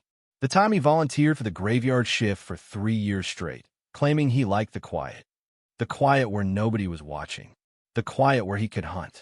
He had a type, vulnerable, alone, often women whose cars had broken down or who were walking home late from work. He would pull up, lights flashing. The relief on their faces must have been his favorite moment. Thank God, it's the police. They would lower their guard. They would unlock the door. They would get into his cruiser, and the trap would snap shut. He didn't have to drag them into the dark. They walked into it willingly, guided by the very symbol of safety they had been taught to trust. It was the ultimate betrayal, the ultimate power trip, to be the savior and the executioner in the same breath. Back at the excavation site, the second X yielded nothing. A false lead? Or had nature reclaimed the evidence more thoroughly? But the third X was different. The ground there was sunken, depressed. The dogs went wild. This wasn't just a body, it was a cache. Buried deep, wrapped in heavy industrial plastic, was a metal footlocker, similar to the one in his house, but older, rusted. When they pried it open, the smell of decay was faint, overpowered by the smell of damp earth. Inside were clothes, women's clothes, neatly folded, a red blouse, a pair of denim jeans with a patch on the knee, a waitress uniform with a name tag, Debbie. The detectives cataloging the contents were weeping. Seasoned professionals, men and women who had seen car wrecks and gang hits, were breaking down. Because these weren't just clothes. These were ghosts. Debbie was Deborah Lewis, a 19-year-old who vanished in 1982, leaving her shift at a diner. Her disappearance had been blamed on a runaway scenario. Her parents had died, believing she had just left them. This uniform was the answer they never got. And tucked into the pocket of the jeans was a Polaroid photo. Faded, yellowed, but clear enough. It showed a woman, bound, terrified, in the back of what looked like a police cruiser. The cage. The barrier between the front and back seats. Sterling had taken a picture of his prey in his patrol car. The audacity, the arrogance. He believed he was untouchable. The news of the excavation spread like wildfire. The families of the missing women from that era, the lost girls of the valley, began to gather at the police cordon. They stood behind the yellow tape, a silent vigil of hope and dread. Was it their daughter? Their sister? Their mother? They held pictures of women frozen in time. Hairstyles from the 80s, smiles that had been extinguished for decades. The air was thick with a collective grief that felt heavy enough to crush the lungs. The police chaplain moved among them, offering water, prayers, but what they wanted was truth. And the truth was coming out of the ground, bone by bone, fabric by fabric.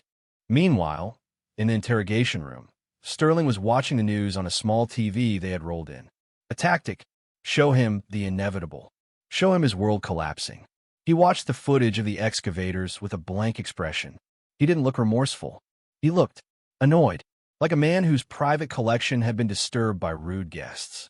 "You think digging up bones changes anything?" he finally said, his voice dry. "They're just bones. You can't prove I put them there."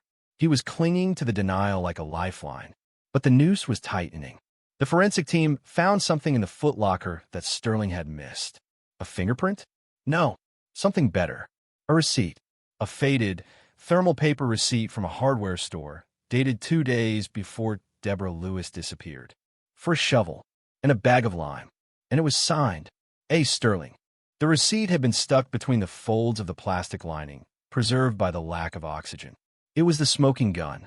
It placed him at the store, buying the tools of burial, right before the woman vanished. When Miller showed him a copy of the receipt, Sterling didn't speak. He stared at it.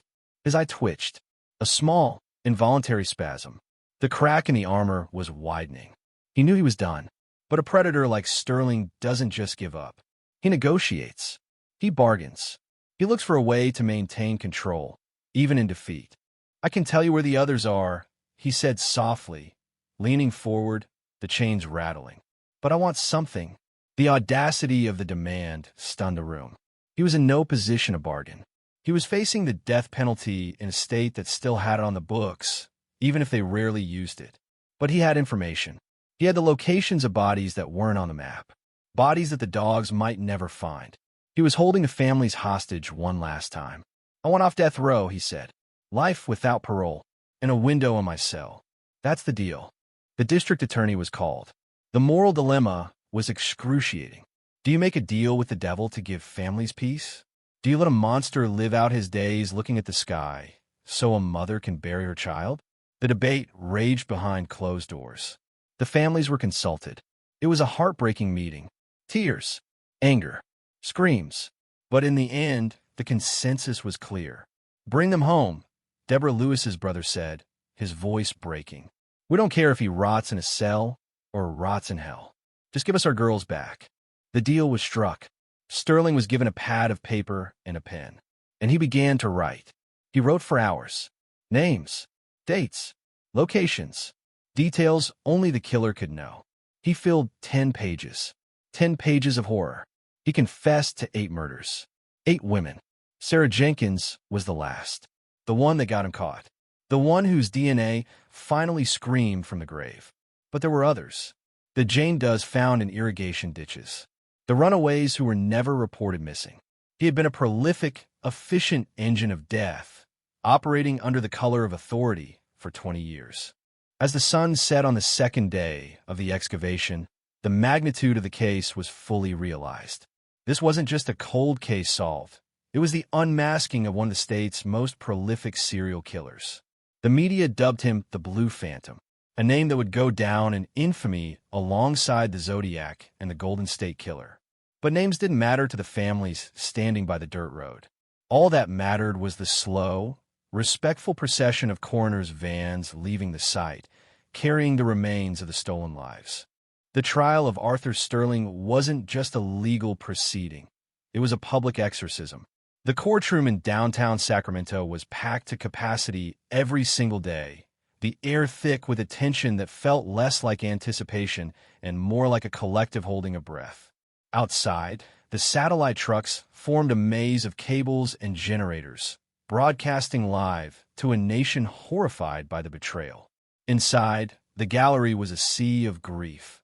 Families clutching framed photos of daughters who would never age, women wiping tears with crumpled tissues, and retired officers who sat with heads bowed, their badges feeling heavy in their pockets, tainted by association.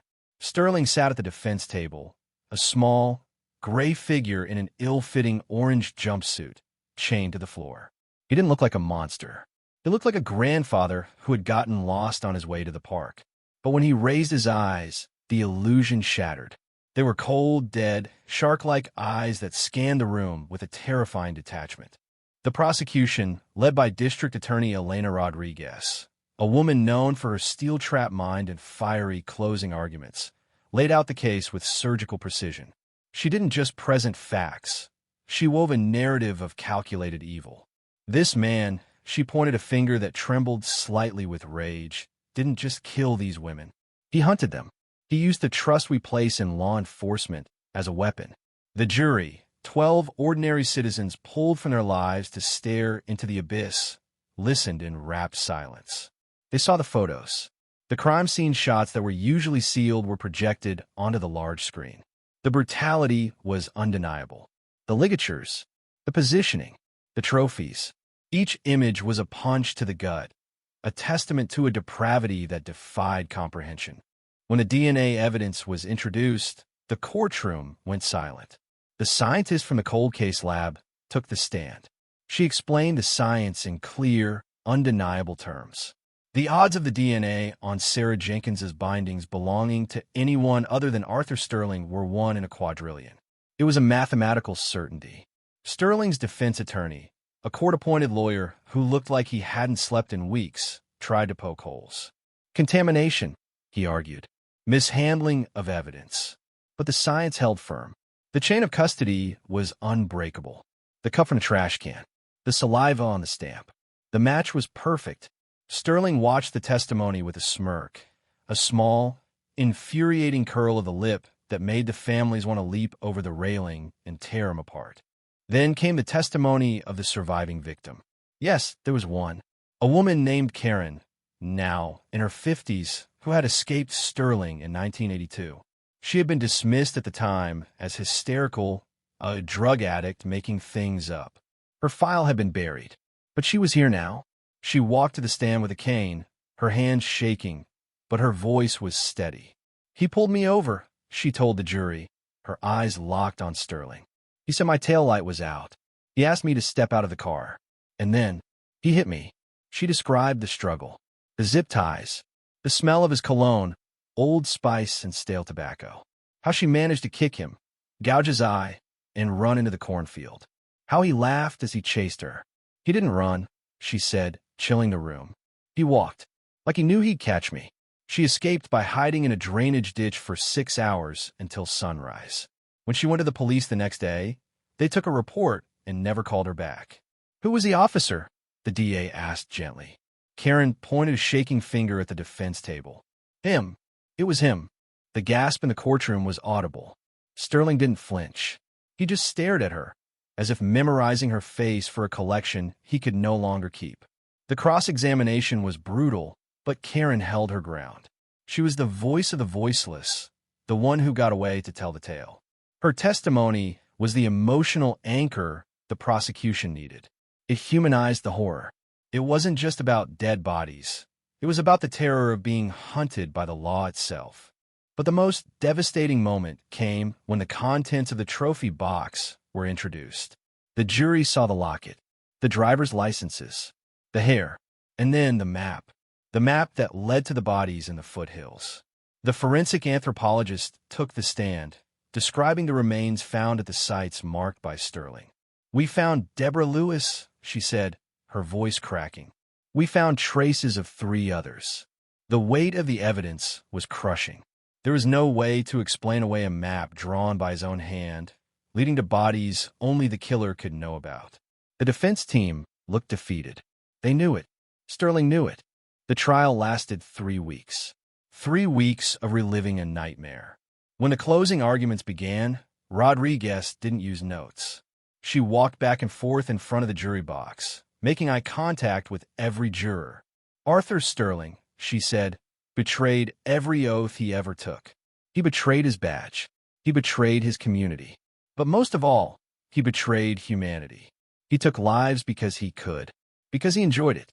Don't let him hide behind his age. Don't let him hide behind the years. Justice has no expiration date. The defense's closing was weak, a plea for mercy based on his age and service to the community. It rang hollow against the echoes of the screams from the witness stand. The jury deliberated for 4 hours, a surprisingly short time for a capital case. When they returned, the foreman stood up. We find the defendant, Arthur Sterling, guilty on all counts. Guilty of first-degree murder. Guilty of kidnapping with special circumstances. Guilty, guilty, guilty. The word rang out like a hammer strike, over and over again. The families in the gallery wept openly. They held each other. They looked up at the ceiling, whispering finally. Sterling showed no emotion. He stood as the verdict was read, his face a mask of indifference.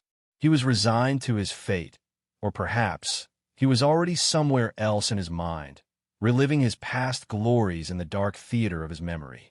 The sentencing phase was a formality.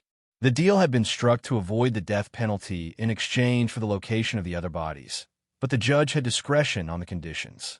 Arthur Sterling, the judge said, peering over his glasses with disdain, "You are a stain on this city. You will serve consecutive life sentences without the possibility of parole, and I recommend that you serve them in the general population." A ripple of shock went through the court. General population for a former cop? It was a death sentence of a different kind. Sterling's head snapped up. For the first time, true fear flickered in his eyes. He knew what happened to cops in prison, especially cops who killed women. As Sterling was led away in handcuffs, the courtroom erupted. Not in cheers, but in a release of pent-up agony. "Rot in hell," someone screamed. "Monster," another shouted. Sterling didn't look back. He shuffled out the side door, the heavy steel clanking behind him, sealing his fate. The cameras outside captured the scene of the families leaving the courthouse. They looked exhausted, drained but lighter. The weight they had carried for 40 years was gone. Justice hadn't brought their daughters back, but it had named the devil and put him in a cage. But the story didn't end with a verdict. The aftermath of the trial triggered a massive internal investigation within the police department. How could he have operated for so long? Who covered for him? Were there others? The Sterling Commission was formed, tasked with reviewing every case Sterling had touched, every complaint filed against him. What they found was a culture of silence, a blue wall that protected its own at the expense of the public. Officers who had suspected him but said nothing. Reports that had been lost. It was a systemic failure that would take years to clean up. The department was purged. Leadership was fired. New protocols were put in place. Sterling's legacy wasn't just a trail of bodies.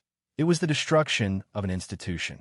In the weeks following the sentencing, the excavation in the foothills continued. Based on the information Sterling provided as part of his plea deal, 2 more bodies were recovered. Jane Does, who had been nameless for decades, were finally identified. Families who had lived in limbo got the phone call they had dreaded and prayed for. "We found her." Funerals were held. Memorials were built. The community began the slow, painful process of healing. But the scars remained. People checked their locks twice. They looked at police cars with a lingering suspicion. The innocence of the quiet suburban streets was gone, replaced by a wary vigilance. And in a high-security prison 300 miles away, Arthur Sterling sat in his cell.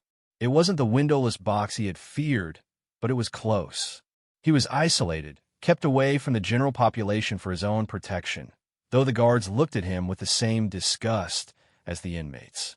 He spent his days staring at the concrete wall or reading the letters that poured in, some from hate-filled strangers, some from twisted admirers who were fascinated by his crimes. He never wrote back. He just sat there, a relic of a darker time, fading away into the gray anonymity of the prison system. The ghost of the Golden State had finally been exorcised, but the shadow he cast would linger long after he was gone. The media moved on to the next tragedy, the next sensation. The cameras left. The satellite trucks packed up. But for the people of Sacramento, for the families of the victims, the story was etched into their souls. They gathered every year on the anniversary of Sarah Jenkins's death, not to mourn, but to remember, to light candles, to say her name, to say all their names. Sarah, Deborah, Julie, Karen, they were the ones who mattered. They were the ones who had one, because they were remembered with love, while Arthur Sterling would be remembered only with revulsion. The cold case was closed, but the memory of the warmth of the lives stolen would burn forever. The year 2023 bled into 2024, but for Detective Miller, time had stopped in 1985. Even with Sterling behind bars, even with the confetti of the guilty verdict swept away by the janitors at the courthouse, there were pieces of the puzzle that refused to fit. The trial had established who and how, but the why, the deep, terrifying psychology of the specific nights Sarah died, remained a jagged splinter in his mind. He spent his nights in his home office, a converted garage filled with boxes of case files he had technically stolen but morally owned. He was retired, yes, but a cop never really retires from his ghosts. He was looking for the trigger. Why Sarah? Why that night? Sterling had been dormant for months before her murder. What set him off? Miller pulled out the original 1985 dispatch logs, scanned and digitized years ago. He started cross-referencing them with Sterling's personal calendar, which had been seized during the raid. November 14th, 1985. A Thursday. Sterling had worked the day shift, 7 a.m. to 3 p.m. He clocked out. He went. Where? The official narrative was he went home to his wife, had dinner, watched TV. But Miller found a discrepancy. A traffic citation issued at 4:15 p.m. on the outskirts of town, near a diner Sarah frequented. The ticket was voided, deleted from the system. But the carbon copy remained in a dusty archive box Miller had unearthed from the basement of the old precinct.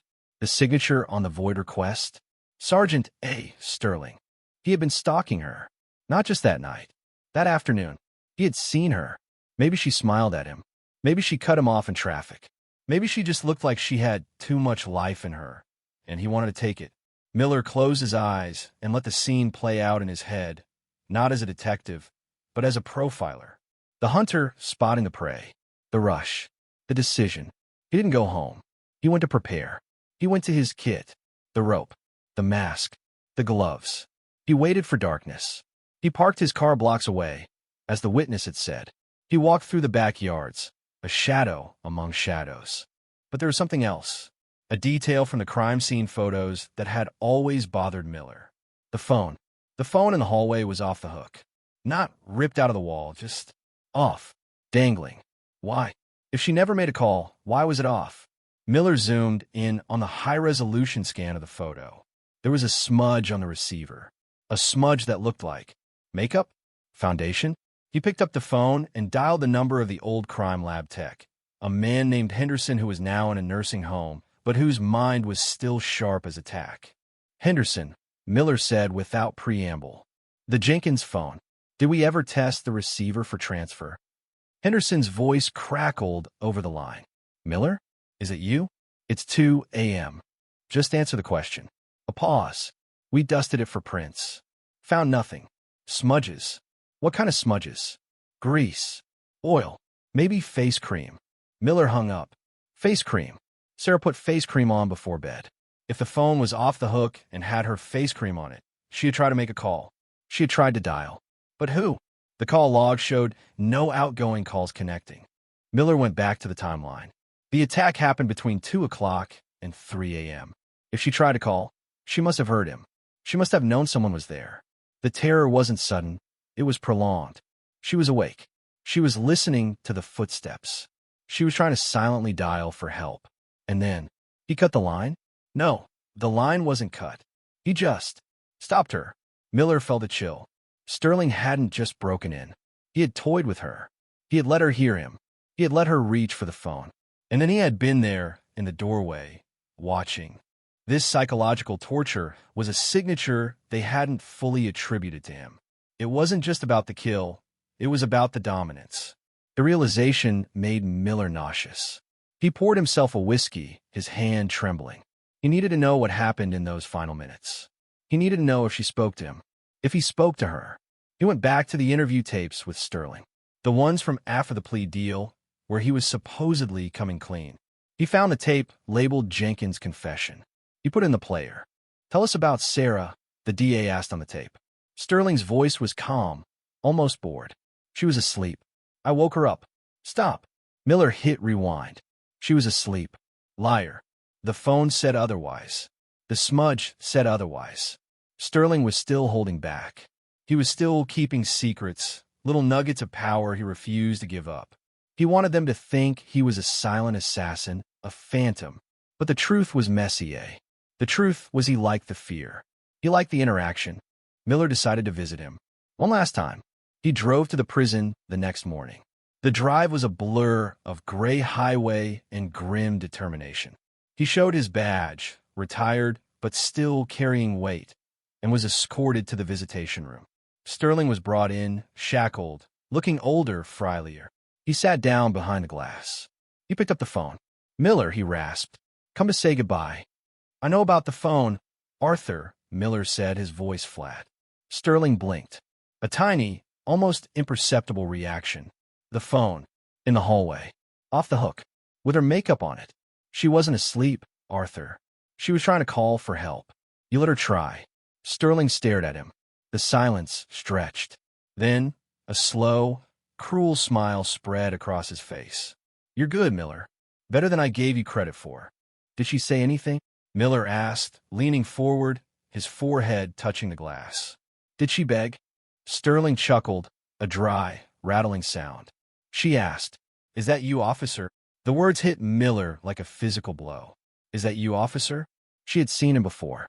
She recognized him, not as Arthur Sterling the killer, but as the cop who had been stalking her. The cop who had maybe stopped her earlier that day. The cop she thought was there to help.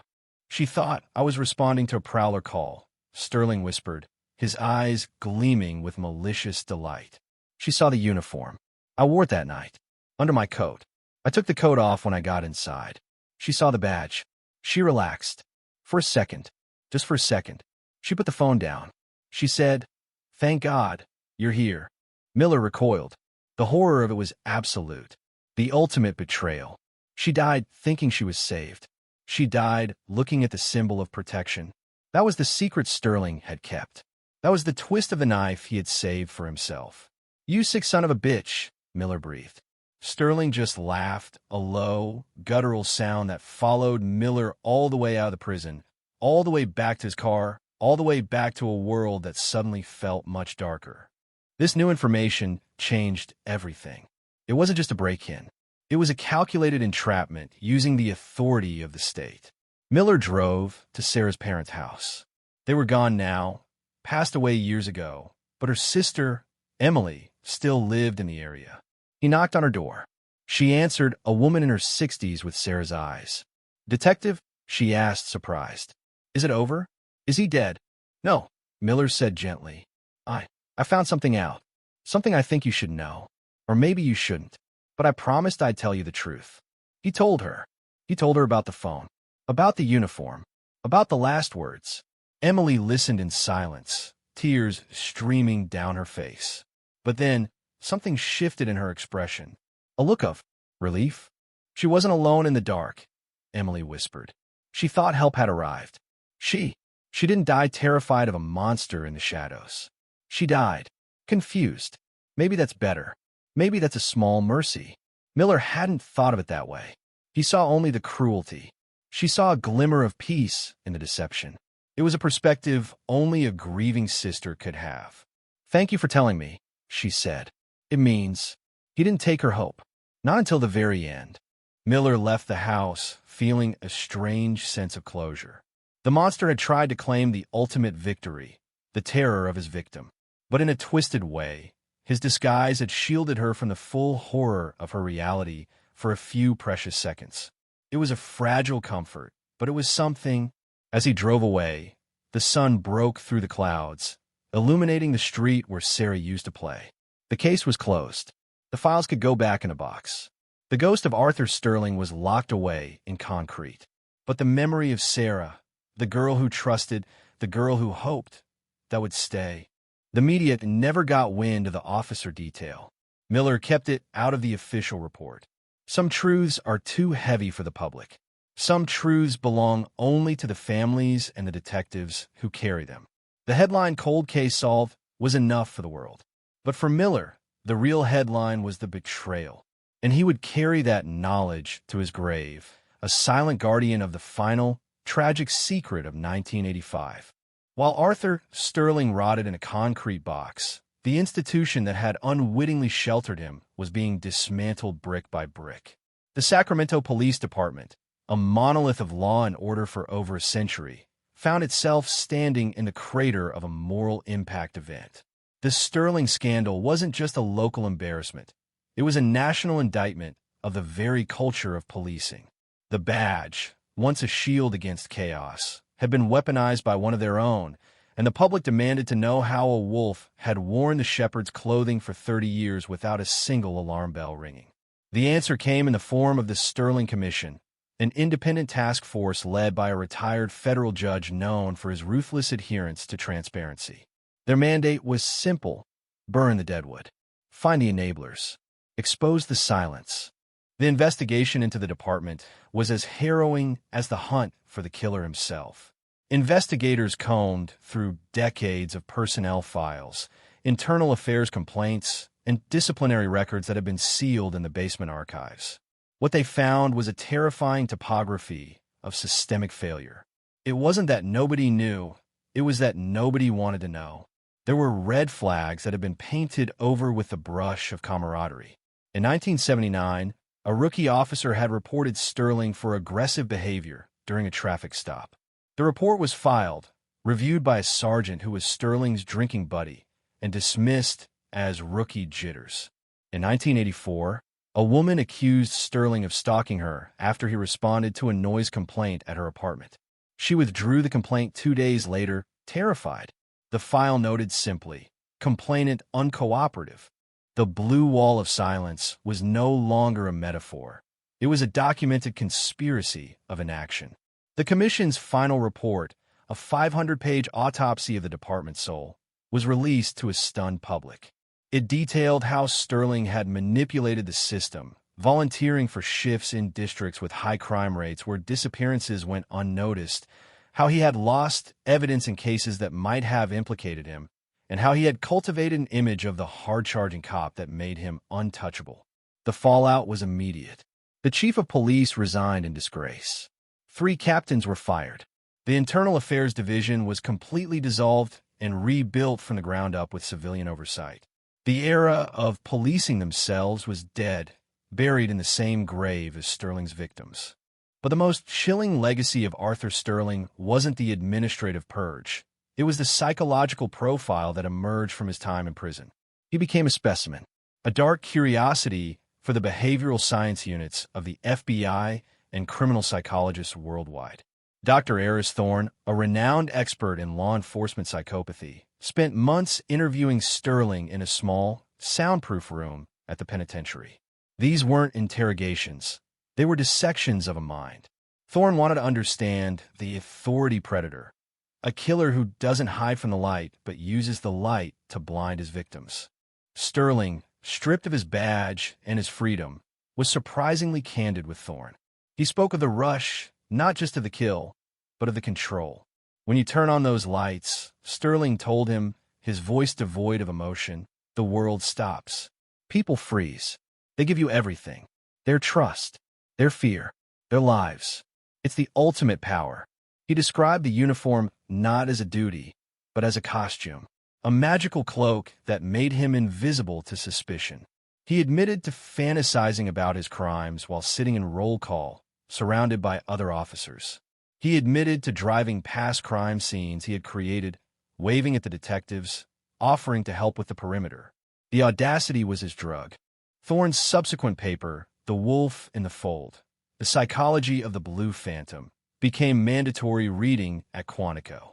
It revolutionized the way law enforcement agencies screened recruits.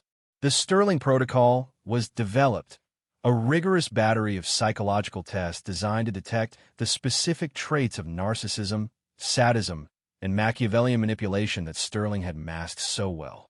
Background checks went deeper, looking for patterns of behavior in adolescence, animal cruelty, and failed relationships. The goal was to catch the monsters before they were given a gun and a badge. Sterling, in his twisted way, had changed the future of policing. He had forced the system to evolve or die. Inside the academy classrooms where young cadets dreamed of saving the world, Sterling's face became a haunting slide in the ethics curriculum. Instructors would point to his picture, the clean-cut, smiling sergeant from the 1985 yearbook, and say, "This is what evil looks like. It doesn't look like a monster. It looks like your partner. It looks like your mentor. It looks like you." The lesson was brutal but necessary. Trust is earned, not given, and the badge is a heavy burden, not a license. The shadow of the Blue Phantom loomed over every graduation ceremony, a silent reminder of the fragility of their oath. Back in Sacramento, the physical landscape of the city was changing too. The station house where Sterling had walked the halls was renovated. The locker he had used, number 402, was removed, the metal melted down as if to purge the infection. In the lobby, a new memorial was unveiled, not for fallen officers, but for the victims of the lost years. A black granite wall, etched with the names of Sarah, Deborah, Julie, and the others. It stood right next to the public entrance, forcing every officer who walked into the building to pass it, to see the names, to remember who they worked for. It was a somber, permanent apology etched in stone. The community, too, had to relearn how to trust. It was a slow, painful process. Neighborhood watch meetings, once social gatherings, became serious forums for accountability. Citizens began to record traffic stops, not out of malice, but out of a survival instinct that Sterling had awakened. The innocence of the officer-friendly era was gone, replaced by a wary, verified respect. The relationship between the police and the people had shifted from a blind faith to a transactional contract. Protect and serve was no longer a slogan. It was a demand that had to be proven every single day. As the years rolled on, Arthur Sterling became a ghost story told in hushed tones. The boogeyman wasn't under the bed. He was in the patrol car. But in prison, the man himself was fading. The arrogance that had sustained him during the trial began to crumble under the weight of isolation. He was no longer the center of attention. The letters stopped coming. The psychologists moved on to fresher monsters. He was just an old man in a cage, watching the seasons change through the sliver of a window he had bargained for. A window that looked out onto a concrete yard and a patch of gray sky. One rainy afternoon in 2026, a young guard, new to the block, was doing rounds. He stopped at Sterling's cell. The old man was sitting on his bunk, staring at the wall. "Hey," the guard said, "you're the cop, right? The one from the news." Sterling turned slowly. His eyes were milky now, the sharp predator's gaze dulled by time. "I was a sergeant," he corrected, his voice a rasp. "I ran this city." The guard just laughed, a cruel, dismissive sound. "You don't run anything, old man.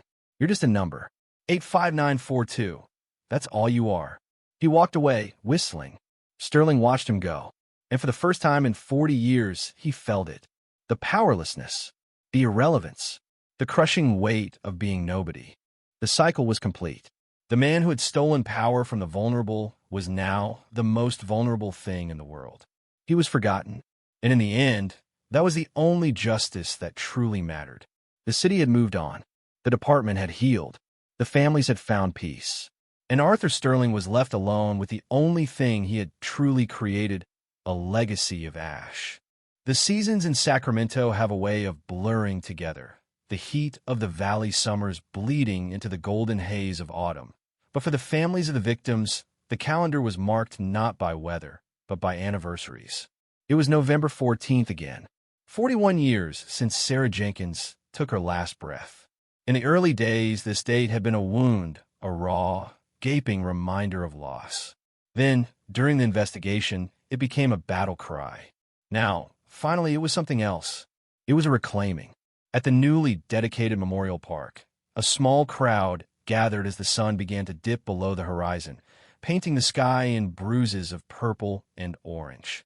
There were no news vans this time. No frantic reporters shoving microphones in faces. Just the quiet murmur of people who shared a language of grief that needed no translation. Emily, Sarah's sister, stood at the center of the group.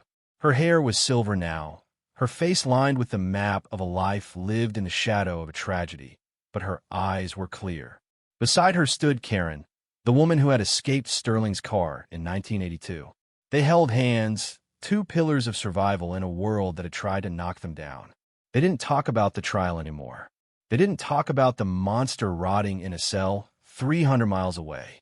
They talked about the women. They shared stories that had nothing to do with death. How Sarah used to laugh so hard she snorted. How Deborah made the best blueberry pie in the county. How Julie wanted to be a pilot. They were resurrecting them, not as victims, but as people. But the past, even when buried, has a way of sending up one last shoot, a final flower from the grave. 3 miles away, on Elm Street, the house where it all happened had finally been sold. For decades, it had been a rental, a transient stop for people who didn't know its history or didn't care. But now, a young couple had bought it, intent on stripping away the gloom and making a home again. They were renovating the master bedroom, Sarah's old room. The husband, a carpenter named Ben, was prying up the original oak floorboards in the closet, intending to lay down new insulation.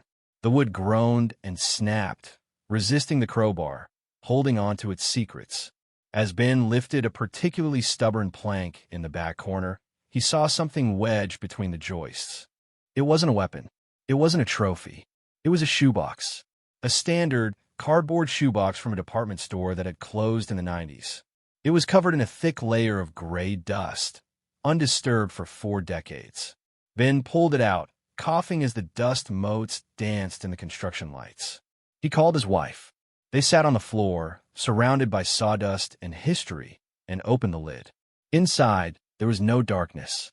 There were cassette tapes, a diary with a rainbow on the cover, a ticket stub from a Madonna concert, and a sealed envelope written in blue glitter pen, to Sarah in the year 2000. It was a time capsule, a snapshot of a girl on the brink of her life, hidden away for a future she never got to see. The couple knew who had lived there. Everyone on Elm Street knew. They didn't open the letter. They felt the weight of the privacy, the sacredness of the object. They looked up Emily's number. When Emily received the call, the vigil was just ending. She drove to the house, her heart hammering a rhythm she hadn't felt in years. Walking back into that room was like walking into a dream. The walls were stripped to the studs, the air smelling of sawdust instead of fear. When Ben handed her the box, she wept. Not the heavy, tearing sobs of the funeral, but soft, releasing tears. She took the box home. She sat at her kitchen table, poured a glass of wine, and opened the envelope. The letter was mundane and magnificent. Sarah wrote about her crush on a boy named Mark. She wrote about wanting to travel to Paris. She wrote about her fears, not of being murdered, but of failing her exams, of never falling in love, of being ordinary. It was a manifesto of normalcy. It humanized her in a way the police reports never could. She wasn't the victim. She was Sarah, alive, dreaming, anxious, real. But at the bottom of the box, beneath the tapes in the diary, was a small plastic cylinder, a roll of undeveloped film, Kodak Gold 200. The label was peeled, but the canister was intact. Emily stared at it. What had Sarah seen?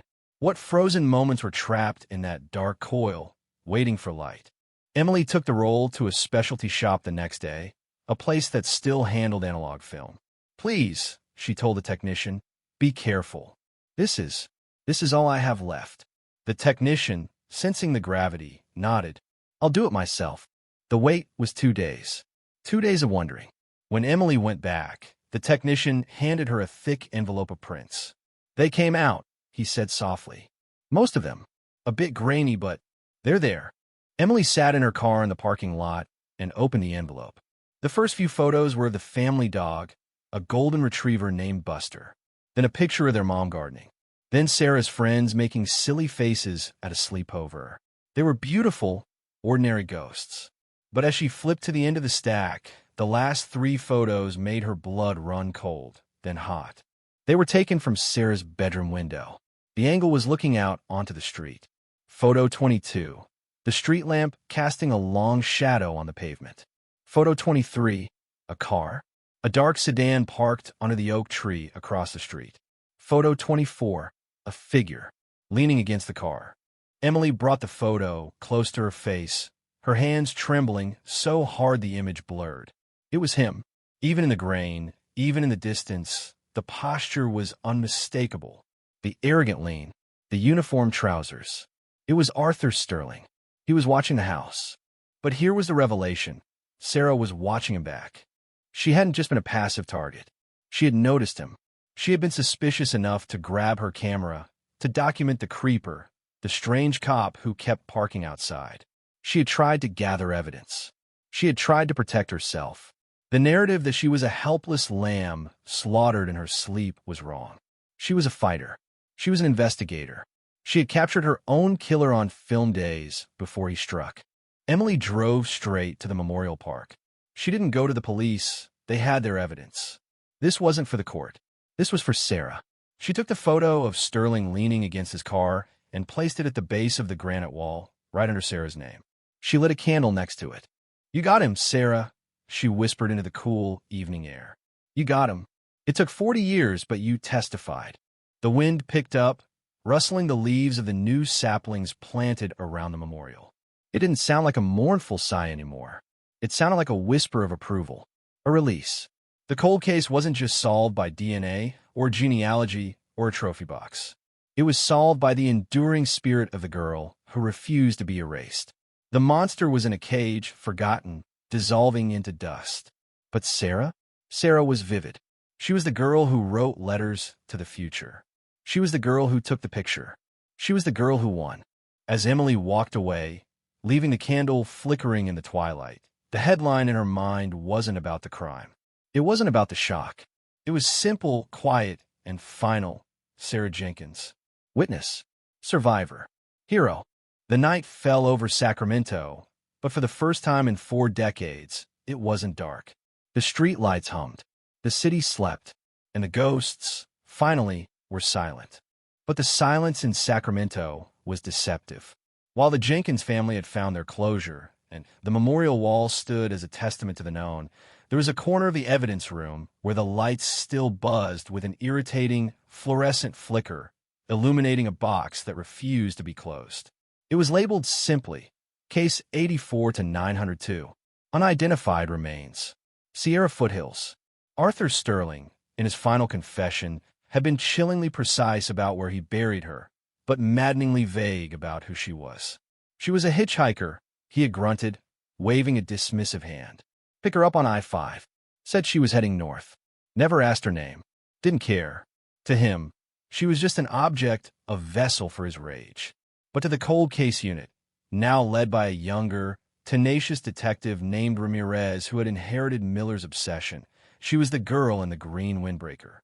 She was the loose end that kept Ramirez awake at night. Sterling was serving life? Yes, but justice is incomplete without a name. You cannot mourn a ghost. You cannot bury a statistic.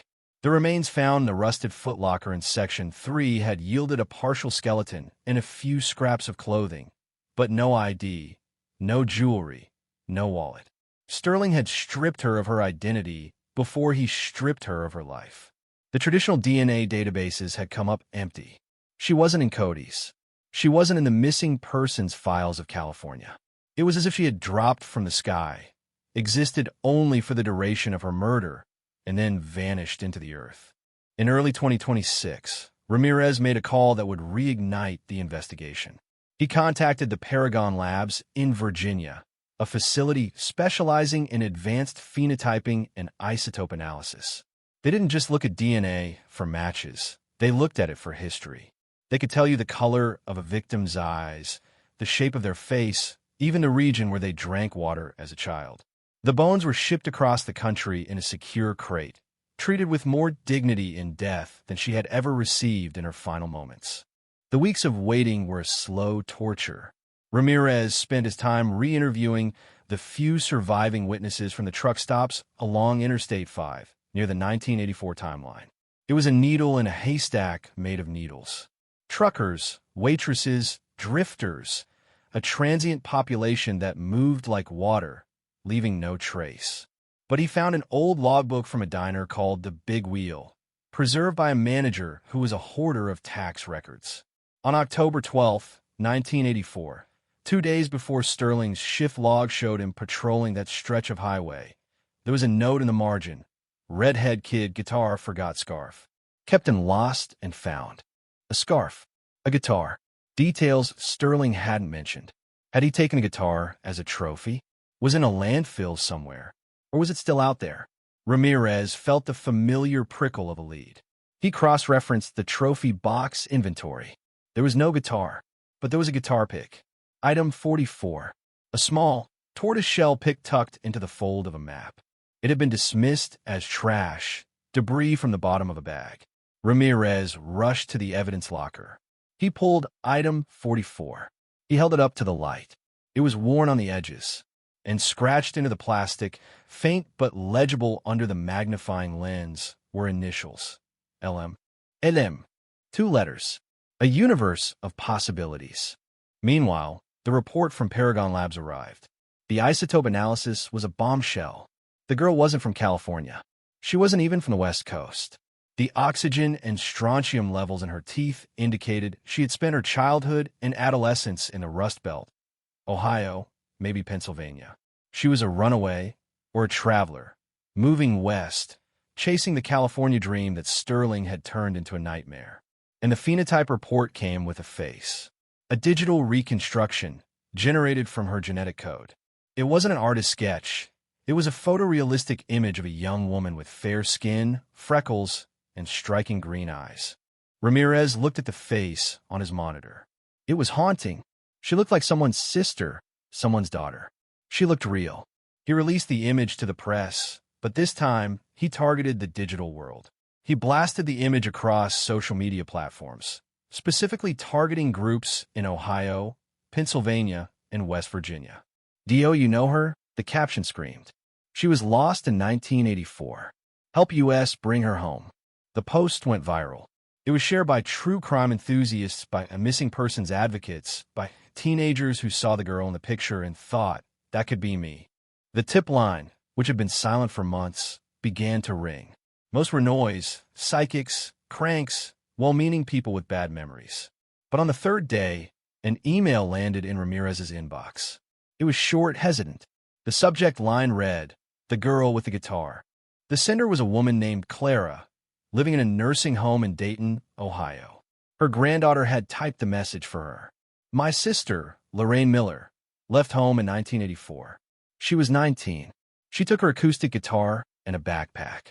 She said she was going to San Francisco to play music. She sent one postcard from Nevada. Then, nothing. We thought she made it. We thought she just didn't want to talk to us anymore. My parents died, waiting for a phone call. I saw the picture on Facebook. The eyes. Those are Lorraine's eyes. And her initials. LM." Ramirez stared at the screen, his heart hammering against his ribs. Lorraine Miller. LM. The puzzle pieces slammed together with a deafening click. He called the number in the email immediately. Clara's voice was frail, shaking with a mixture of hope and terror. "She had a scar," Clara whispered, "on her left knee, from a bike accident when we were 12. And she always used Gibson picks." Ramirez checked the autopsy report from the bones found in the foothills. The forensic anthropologist had noted a healed fracture on the left patella. And the pick in the evidence bag? He turned it over. Stamped on the other side, faded but there, Gibson. "We need a DNA sample, Clara," Ramirez said, his voice thick with emotion. To be sure, the swab kit was overnight. The comparison was expedited. But Ramirez didn't need the machine to tell him what his gut already knew. He had found her. The hitchhiker was Lorraine Miller, a musician, a dreamer, a girl who had trusted the wrong man on a lonely stretch of highway. Sterling hadn't just killed a drifter, he had silenced a song. The confirmation came back a week later. 99.9% match. The Jane Doe of the Sierra foothills had a name. Ramirez sat in his office, holding the file. He had done it. He had given her back to her sister. But the victory felt hollow. Because Lorraine Miller wasn't just a victim of Arthur Sterling. She was a victim of a system that didn't look for runaways, a system that let girls with guitars vanish without a ripple. Ramirez decided to fly to Ohio personally to deliver the news. He couldn't do this over the phone. He packed the file. He packed the guitar pick. It was the only piece of her that had survived the monster's collection. When he arrived at the nursing home, Clara was waiting in the lobby, clutching a framed photo of a smiling redhead sitting on a porch, strumming a guitar. The resemblance to the digital reconstruction was uncanny. "We found her," Ramirez said softly, kneeling beside her wheelchair. He placed the pick in her trembling hand. Clara closed her fingers around it, pressing it to her chest, and let out a sound that was half sob, half scream. It was the sound of 40 years of holding her breath. "She didn't forget us," Clara wept. "She didn't run away from us. He took her.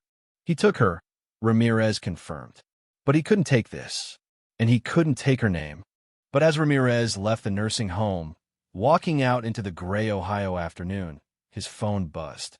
It was the lab again, the isotope expert. "Detective," the voice on the line was urgent. "We found something else. In the crate with Lorraine's remains." "What?" Ramirez stopped on the sidewalk. There was a second set of markers. "We missed it initially because it was mixed in with the soil samples from the bottom of the footlocker. A tooth. A molar. It doesn't belong to Lorraine. It's a deciduous tooth. A baby tooth." Ramirez felt the blood drain from his face. "A child?" "No," the expert said.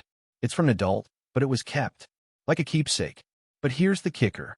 The isotopes on this tooth, they don't match Ohio. They don't match California.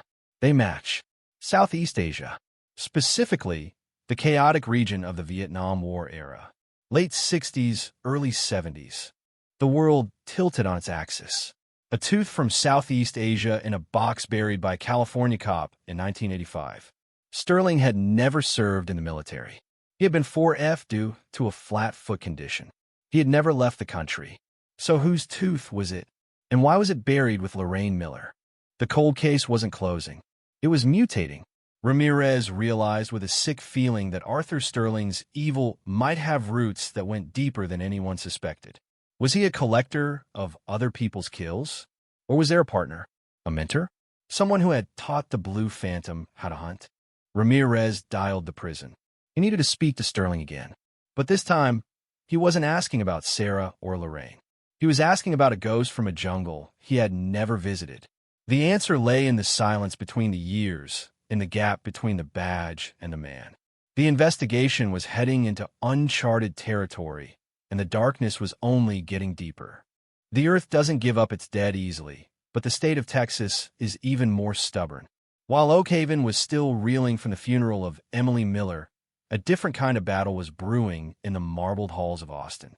You might think that proving a man's innocence would automatically unlock the gates of his prison grave, but bureaucracy has no heart. It has only protocols. For 3 weeks in November 2024, Sheriff Martinez and District Attorney Sterling fought a war of paperwork against the Attorney General's office. The state was terrified. To exhume Elias Thorne was to physically unearth their own mistake. It was an admission of liability that could cost millions in settlements, but more importantly, it would cost them their infallibility. They argued about jurisdiction. They argued about precedent. They argued that disturbing a grave was a desecration, ignoring the fact that the real desecration had happened 34 years ago in a courtroom. But they hadn't counted on Clara Thorne. She wasn't the scared girl who had run away anymore. She was a woman fueled by 3 decades of silence. She went on every news channel that would have her. She sat for interviews with stone-faced determination, holding up the picture of her brother. Not the mugshot, but a grainy Polaroid of him laughing at a family barbecue in 1988. The state of Texas killed him, she told a reporter from CNN, her voice trembling with suppressed rage. They buried him like trash, and now they want to keep him there because they're ashamed? Shame is a luxury they don't get to have. Her words went viral. Public pressure mounted. The governor's phone lines jammed. Finally, on a gray Tuesday morning, the order came down. Exhumation authorized. The trip to Huntsville was a solemn pilgrimage. Sheriff Martinez drove her cruiser, with Clara in the passenger seat. Behind them was a black hearse, paid for not by the state, but by a crowdfunding campaign that had raised $50,000 in 2 days. The drive took 4 hours, cutting through the piney woods of East Texas. For a long time, the car was silent. Then, Clara reached in her bag and pulled out the bundle of letters, the ones she had thrown on the grave, the ones Martinez had retrieved. She untied the string. Her hands shook as she unfolded the yellowed paper. "Do you want to know what he wrote?" Clara asked, staring out the window at the passing trees. "If you want to share it," Martinez said softly, keeping her eyes on the road. Clara cleared her throat. October 14th, 1990. Dear Clara, it's loud in here. The men scream at night. I try to close my eyes and think about the creek behind the house. Remember where we used to catch crawdads? I think about the sound of the water. It helps. I didn't do it, Clara. I know everyone says I did, but I didn't. I just fixed cars. I just wanted to be left alone. Please tell Mom I'm sorry.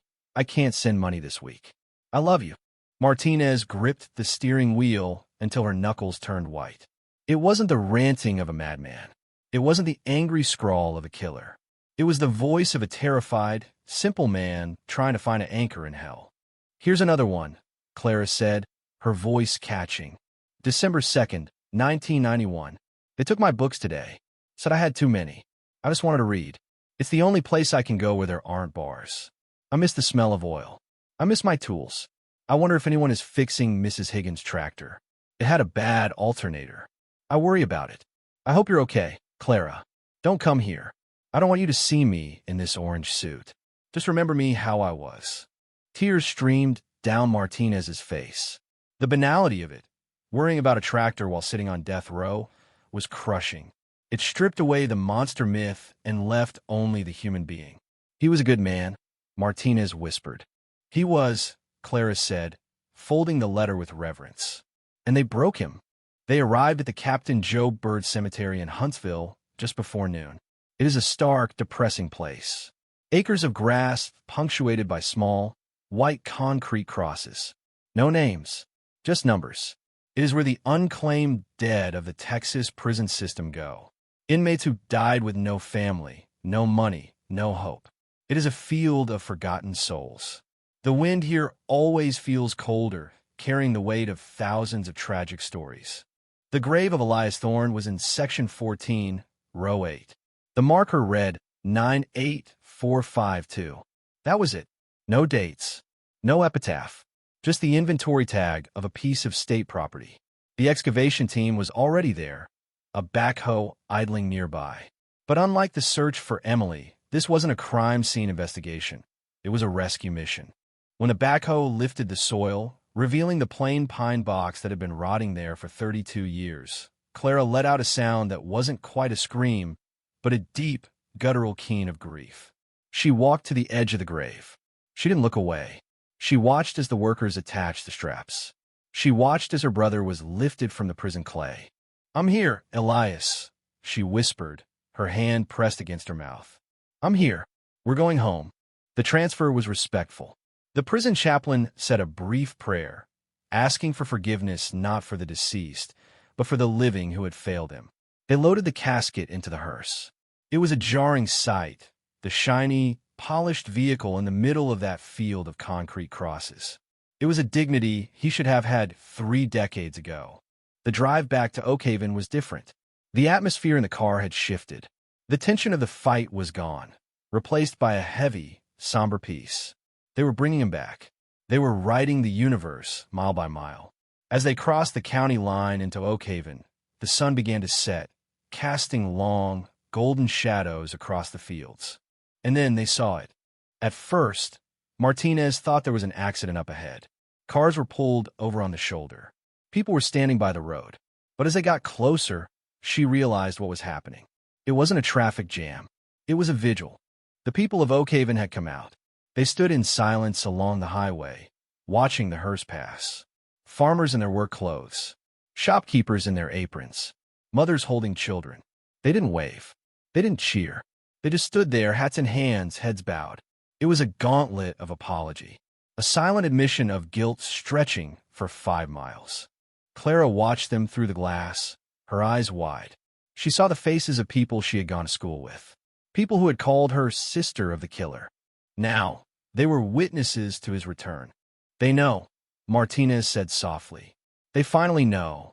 Clara didn't speak. She just nodded, tears flowing freely now.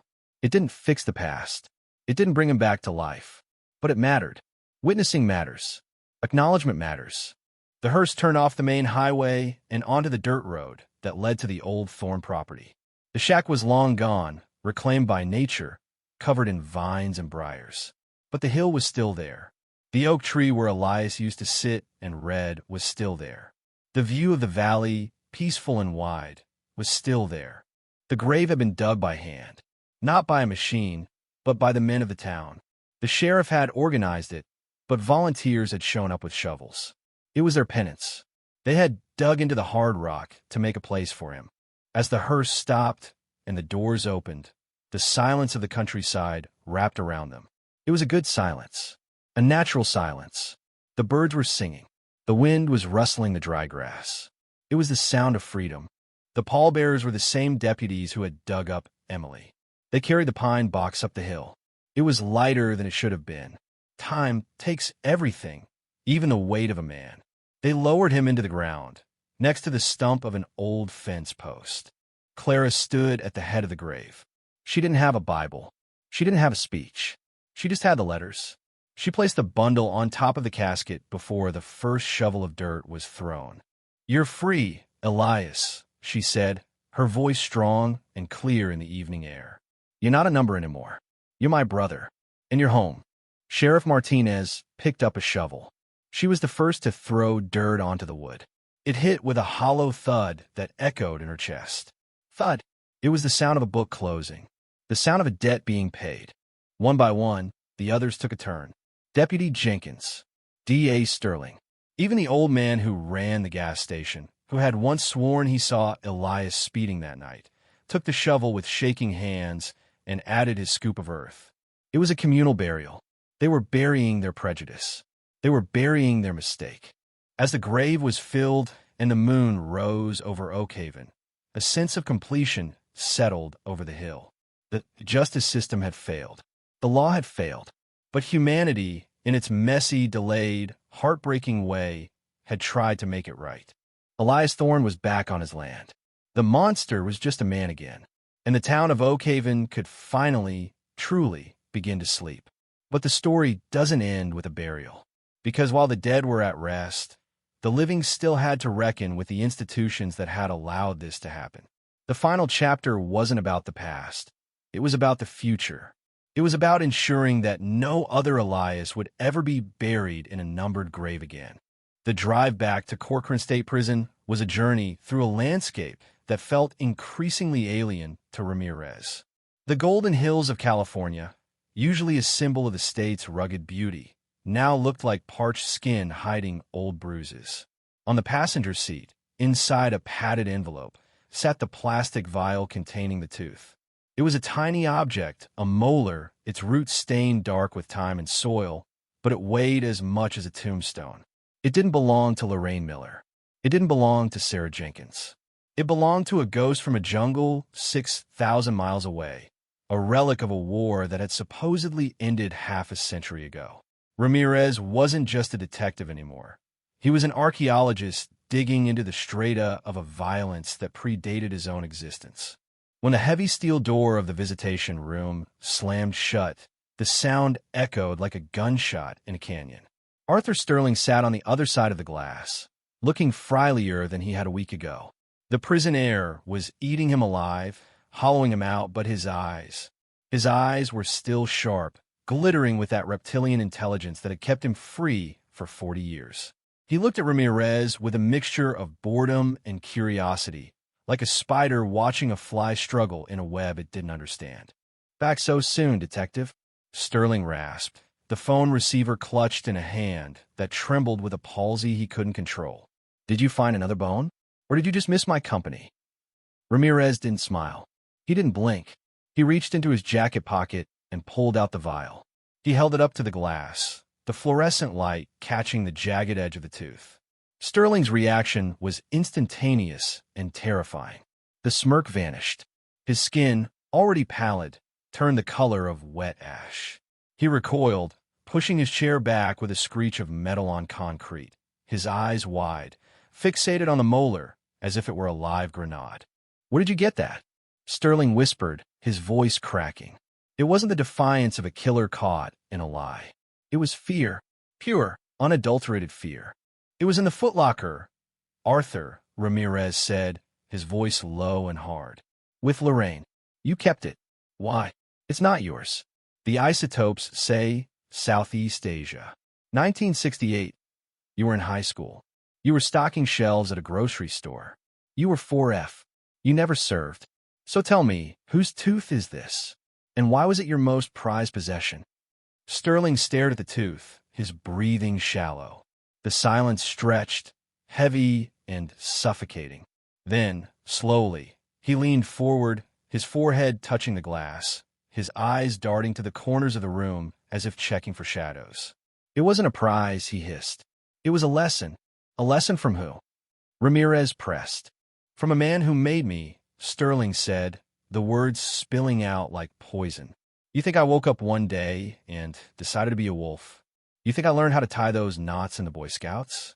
You think I learned how to stalk a woman without snapping a twig from a manual?" He laughed, a dry, rattling sound. "I had a teacher. A master." Ramirez felt a chill crawl up his spine. "A partner? A mentor?" The Blue Phantom wasn't a solo act. He was a protege. "Give me a name, Arthur." Sterling hesitated.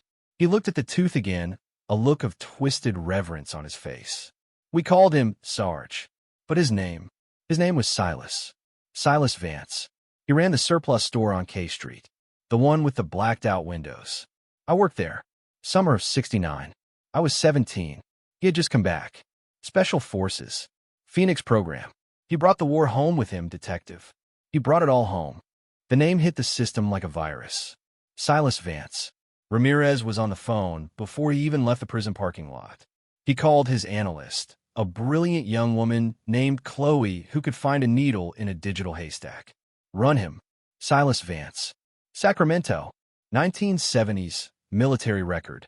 Business licenses. Everything. The drive back to the station was a blur. The narrative was shifting tectonically. Sterling wasn't the origin point of the evil. He was the vessel. He had been groomed.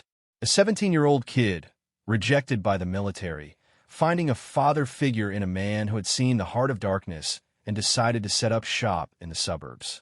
The surplus store. It made perfect sense. The gear. The paracord. The tactical knowledge. It was all there, sold over the counter along with canteens and combat boots. By the time Ramirez walked into the precinct, Chloe had the file on the screen. It was thin, terrifyingly so. Silas Vance. Honorable discharge, 1970. Army Intelligence. Record sealed. He opened Vance's surplus and supply in 1971. Closed in 1988. Vance died in a house fire in 1995. Accidental, or so the report said. "He's dead," Ramirez muttered, staring at the grainy DMV photo of a man with hard eyes and a jaw like a steel trap. "Dead," Chloe agreed, "but look at the property records. The surplus store building? It's still there. It's been condemned for 20 years. But the deed is held by a trust. The Vance Family Trust. And the trustee." She clicked a button. A name appeared. Arthur Sterling. Ramirez felt the room spin. Sterling owned the building. He had kept it. Even while he was a cop, even while he was killing, he held on to the place where it all began. The store wasn't just a business. It was a shrine. A temple to the violence he had inherited. "Get a warrant," Ramirez barked. "Now, we're going to K Street." The raid was organized within the hour. The SWAT team, now led by a captain who had been a rookie during the Sterling scandal, treated the operation with a grim solemnity. They weren't just serving a warrant, they were entering the belly of the beast. The building on K Street was a rotting husk of brick and boarded-up windows squeezed between a trendy coffee shop and a yoga studio. The contrast was jarring. The modern city had grown up around the cancer, unaware of what lay dormant inside. They cut the locks. The door groaned open, releasing a breath of stale air that smelled of mildew, old canvas, and something metallic. Flashlights cut through the gloom. The store was frozen in time. Racks of moth-eaten fatigues, bins of rusted bayonets, a glass counter covered in a thick layer of dust. It was a museum of war. Clear. The shout came from the back. Ramirez moved in, his weapon drawn, though he knew the only ghosts here were memories. He walked past the aisles where teenage Sterling had learned the trade. He could imagine it. The old soldier telling war stories, not as warnings, but as instructions. This is how you silence a sentry. This is how you bind a prisoner. This is how you take a trophy. The tooth. It was Vance's kill, given to the boy as a rite of passage. Detective, a voice called from the basement access. You need to see this. Ramirez descended the wooden stairs. The basement was surprisingly dry, and it wasn't a storage room. It was a workshop. There was a workbench, a vise, tools hung on pegboard, outlined in marker. And in the corner, a heavy steel door welded shut. Below it, Ramirez ordered. The charge was small, controlled. The door blew inward with a dull thud. Ramirez stepped through the smoke. The room beyond was small, lined with concrete. A bunker, and on the shelves, boxes, dozens of them. Not cardboard shoeboxes like the one in Sarah's house. These were military ammo crates, green steel, stenciled with dates. Ramirez opened the nearest one. It was filled with Polaroids. But these weren't Sterling's photos. These were older. The film stock was different. The cars in the background were muscle cars, station wagons. And the victims were men. Drifters. Hitchhikers. My God, Ramirez whispered. Vance wasn't just a teacher. He was active. Sterling hadn't just copied Vance's style. He had taken over the family business. Vance had hunted the marginalized men, the ones nobody missed. Sterling had escalated to women, but the methodology was identical. The knots, the staging. But the biggest shock was in the crate marked 1970. Inside, wrapped in an oilcloth, was a ledger, a handwritten logbook. Ramirez opened it with trembling hands. It was a list of sales, but not of boots or tents. June 12, 1970, Colt .45. Unserialized. Sold to J.D. August 4th, 1971. C for explosives. 2 pounds. Sold to Group 6. Vance hadn't just been a killer. He was an arms dealer. He was moving military-grade hardware from the war into the streets of California. And Sterling? Sterling had been the courier. The realization hit Ramirez like a physical blow. The Blue Phantom wasn't just a sexual predator. He was the cleaner for a black market arms ring that had operated under the nose of the federal government for 2 decades. The tooth in the footlocker wasn't just a trophy of a kill in Vietnam. It was collateral. It was leverage. It was proof of crimes that went far beyond murder. Crimes that involved treason, smuggling, domestic terrorism. Ramirez grabbed the ledger. This changed everything. This wasn't a cold case anymore. This was a federal indictment waiting to happen. He pulled out his radio. Captain, lock it down. Nobody comes in, nobody goes out. Call the FBI. Call the ATF. And give me a direct line to the district attorney. We need to talk about Arthur Sterling's plea deal. As he walked back up the stairs, leaving the dungeon of secrets behind, Ramirez realized that Arthur Sterling had played them all. He had confessed to the murders to hide the treason. He had given up the bodies to protect the network. He wasn't just protecting himself. He was protecting the legacy of Silas Vance. But the ledger was in Ramirez's hands now. The ink was faded, but the names were legible. And as Ramirez scanned the pages in the harsh light of the street lamps outside, one name caught his eye. A name listed under a purchase of silenced pistols in 1982. A name that was currently sitting on the city council. The spider web didn't just go back to Vietnam. It went up. It went into the halls of power. Ramirez looked at the flashing lights of the police cruisers, and for the first time, he wondered which of them he could trust. The monster was in prison, yes, but the machine that built him? The machine was still running. The dirt on Elias Thorne's grave had barely settled before the suits arrived. They came from Austin, from Dallas, from law firms with names etched in glass and steel. But they weren't there to prosecute. They were there to settle. The state of Texas, faced with the undeniable DNA-backed proof of its own catastrophic failure, was eager to wash its hands. They offered numbers, big numbers, millions of dollars to make the Thorne problem go away, to keep the headlines from festering into a federal inquiry. They sat across from Clara Thorne in a conference room that smelled of stale coffee and desperation, sliding checks across the mahogany table as if money could reverse decomposition, as if a signature could unbreak a neck. Clara looked at the zeros. She looked at the men in their expensive ties, men who had likely never spent a night in a cell, men who viewed her brother's life as a liability line item on a budget spreadsheet. She didn't touch the pen. She didn't blink. "You think this pays for 34 years?" she asked, her voice quiet but cutting through the room like a razor. "You think this buys you sleep?" She eventually signed, but not for herself. Clara Thorne, the woman who had lived in the shadows of shame for 3 decades, took the settlement, the blood money, she called it, and she didn't buy a house. She didn't buy a car. She bought a building, right there on Main Street in Oak Haven, directly across from the courthouse that had condemned her brother. She bought the old, vacant bank building, a structure with stone pillars and high windows. And she put a sign out front. It didn't say Thorne Foundation. It didn't say charity. It read, in stark, black letters, The Elias Project, Defense for the Indigent and Innocent. It was a shot across the bow of the entire legal system. Oak Haven, the town that had birthed a miscarriage of justice, was about to become the epicenter of its correction. Clara hired lawyers, young, hungry, idealists who weren't afraid of the good old boy network. She hired private investigators. She turned that bank into a fortress for the forgotten. "No one," she told the local news on opening day, "will ever sit in a cell in this county simply because they are poor or weird or convenient. Not on my watch. Not on Elias's dime." The impact was immediate.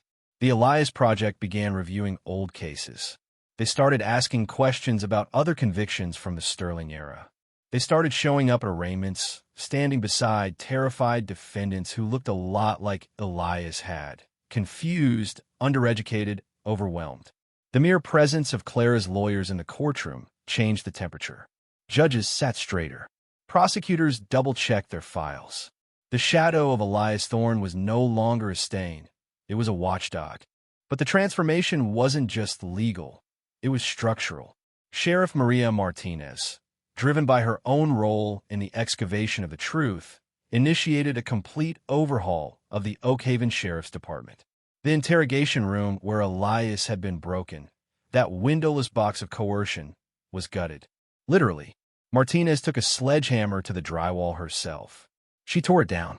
In its place, she built a modern interview suite with state-of-the-art recording equipment, mandated for every single interaction. "If it's not on tape," she told her deputies during a tense morning briefing, "it didn't happen. And if you coerce a suspect, you're not just fired. You're prosecuted." She invited the Innocence Project to conduct training. She brought in psychologists to teach her officers about false confessions, about the fragility of memory, about how fear can make an innocent person admit to anything just to make the questioning stop. It was a painful process. It meant admitting that the old ways, the ways that had been passed down from sheriff to sheriff like a badge of honor, were rot. It meant firing 2 deputies who refused to get with the program. It meant standing up to the police union. But Martinez didn't flinch. She kept a picture of Emily Miller's skeleton on her desk, right next to the mugshot of Elias. Every time she felt her resolve wavering, she looked at them, the victims of the system she was sworn to uphold. The ripple effect spread beyond the county lines. The Oak Haven reforms became a case study in criminal justice programs across the state. Law students at the University of Texas began writing papers on the Miller case. It became a cautionary tale in textbooks, the anatomy of a wrongful conviction. The water tower on Route 9, once a symbol of neglect, became a grim landmark. The town council voted to tear it down, to erase the physical reminder of where Emily had lain. But Clara fought them.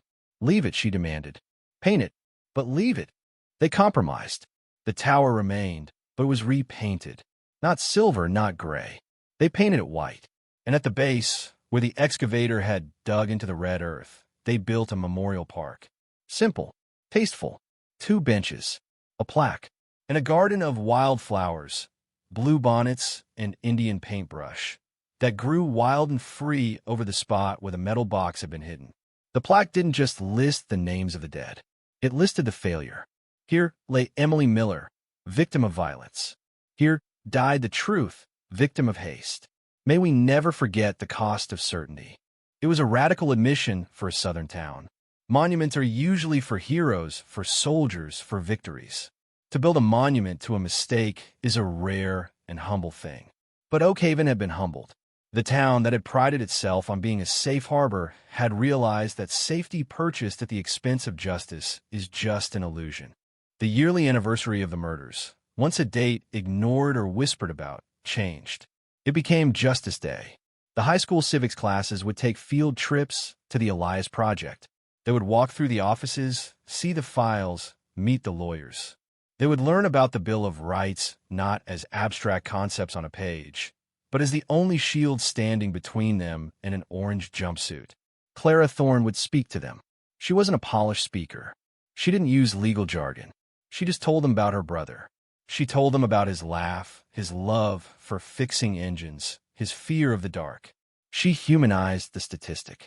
The law isn't a machine, she would tell the wide-eyed teenagers. It's people, and people could be wrong. It's your job to ask why. It's your job to say, prove it. One of those teenagers, a boy named Leo, whose grandfather had been in the jury that convicted Elias, raised his hand during one of these sessions. Ms. Thorne, he asked, his voice shaking, do you hate us? Do you hate the town? The room went silent. It was the question everyone wanted to ask. Clara looked at the boy. She looked at the faces of the children of the people who had destroyed her family. She thought about the hate mail. She thought about the lonely years. But then she thought about the sheriff digging in the mud. She thought about the crowd at the funeral. She thought about the flowers on Elias's new grave. Hate is easy, son, she said softly. Hate is what put my brother in the ground. Hate is lazy. I don't have time for hate. I'm too busy trying to make sure you never have to sit where I'm sitting. That was the turning point. The moment the healing truly began. It wasn't about forgiveness exactly. Some things are unforgivable, but it was about moving forward with eyes wide open. The curse of the Miller case was broken not by magic, but by work. Hard, grinding, unglamorous work. As 2025 turned into 2026, the Elias Project scored its first major victory. They exonerated a man in a neighboring county who had been serving 20 years for a robbery he didn't commit. The evidence was flimsy, the eyewitness identification flawed, the exact same pattern as Elias. When that man walked out of prison, blinking in the sunlight, Clara Thorne was there to meet him. She didn't hug him. She just shook his hand. Welcome home, she said. We've got work to do. The legacy of the Oakhaven tragedy wasn't the murders. Murders happen everywhere. The legacy was the response. It was the refusal to sweep the dirt back under the rug. It was the decision to live in the uncomfortable light of truth. Elias Thorne died a convicted killer in the eyes of the law, but he was reborn as a symbol of resilience. His name, once whispered as a threat to frightened children, became a battle cry for justice. And what of Arthur Redmiller, the man who started it all? His body was unclaimed. He was buried in a pauper's grave in Oklahoma, ironically taking the place that Elias had occupied in anonymity. There was no marker, no memorial. He faded into the oblivion he deserved. His confession was his only contribution to the world, a poison pill that ended up curing the patient. He thought he was destroying Oakhaven with his final words, tearing open the wound. He didn't realize that wounds need to be opened to be cleaned. He didn't realize that by confessing, he wasn't damning the town. He was saving it. The sun sets differently in Oakhaven now. The shadows are still long, but they aren't as dark. The water tower gleams in the twilight. The Elias Project's lights stay on late into the night, a beacon on Main Street. And on the hill overlooking the valley, the oak tree stands guard over two graves. One for the girl who was lost, and one for the man who was found. They are neighbors in the earth, united by a tragedy that changed everything. The silence of the grave was broken, and in its place a new voice emerged, a voice that speaks for the voiceless, a voice that says, never again.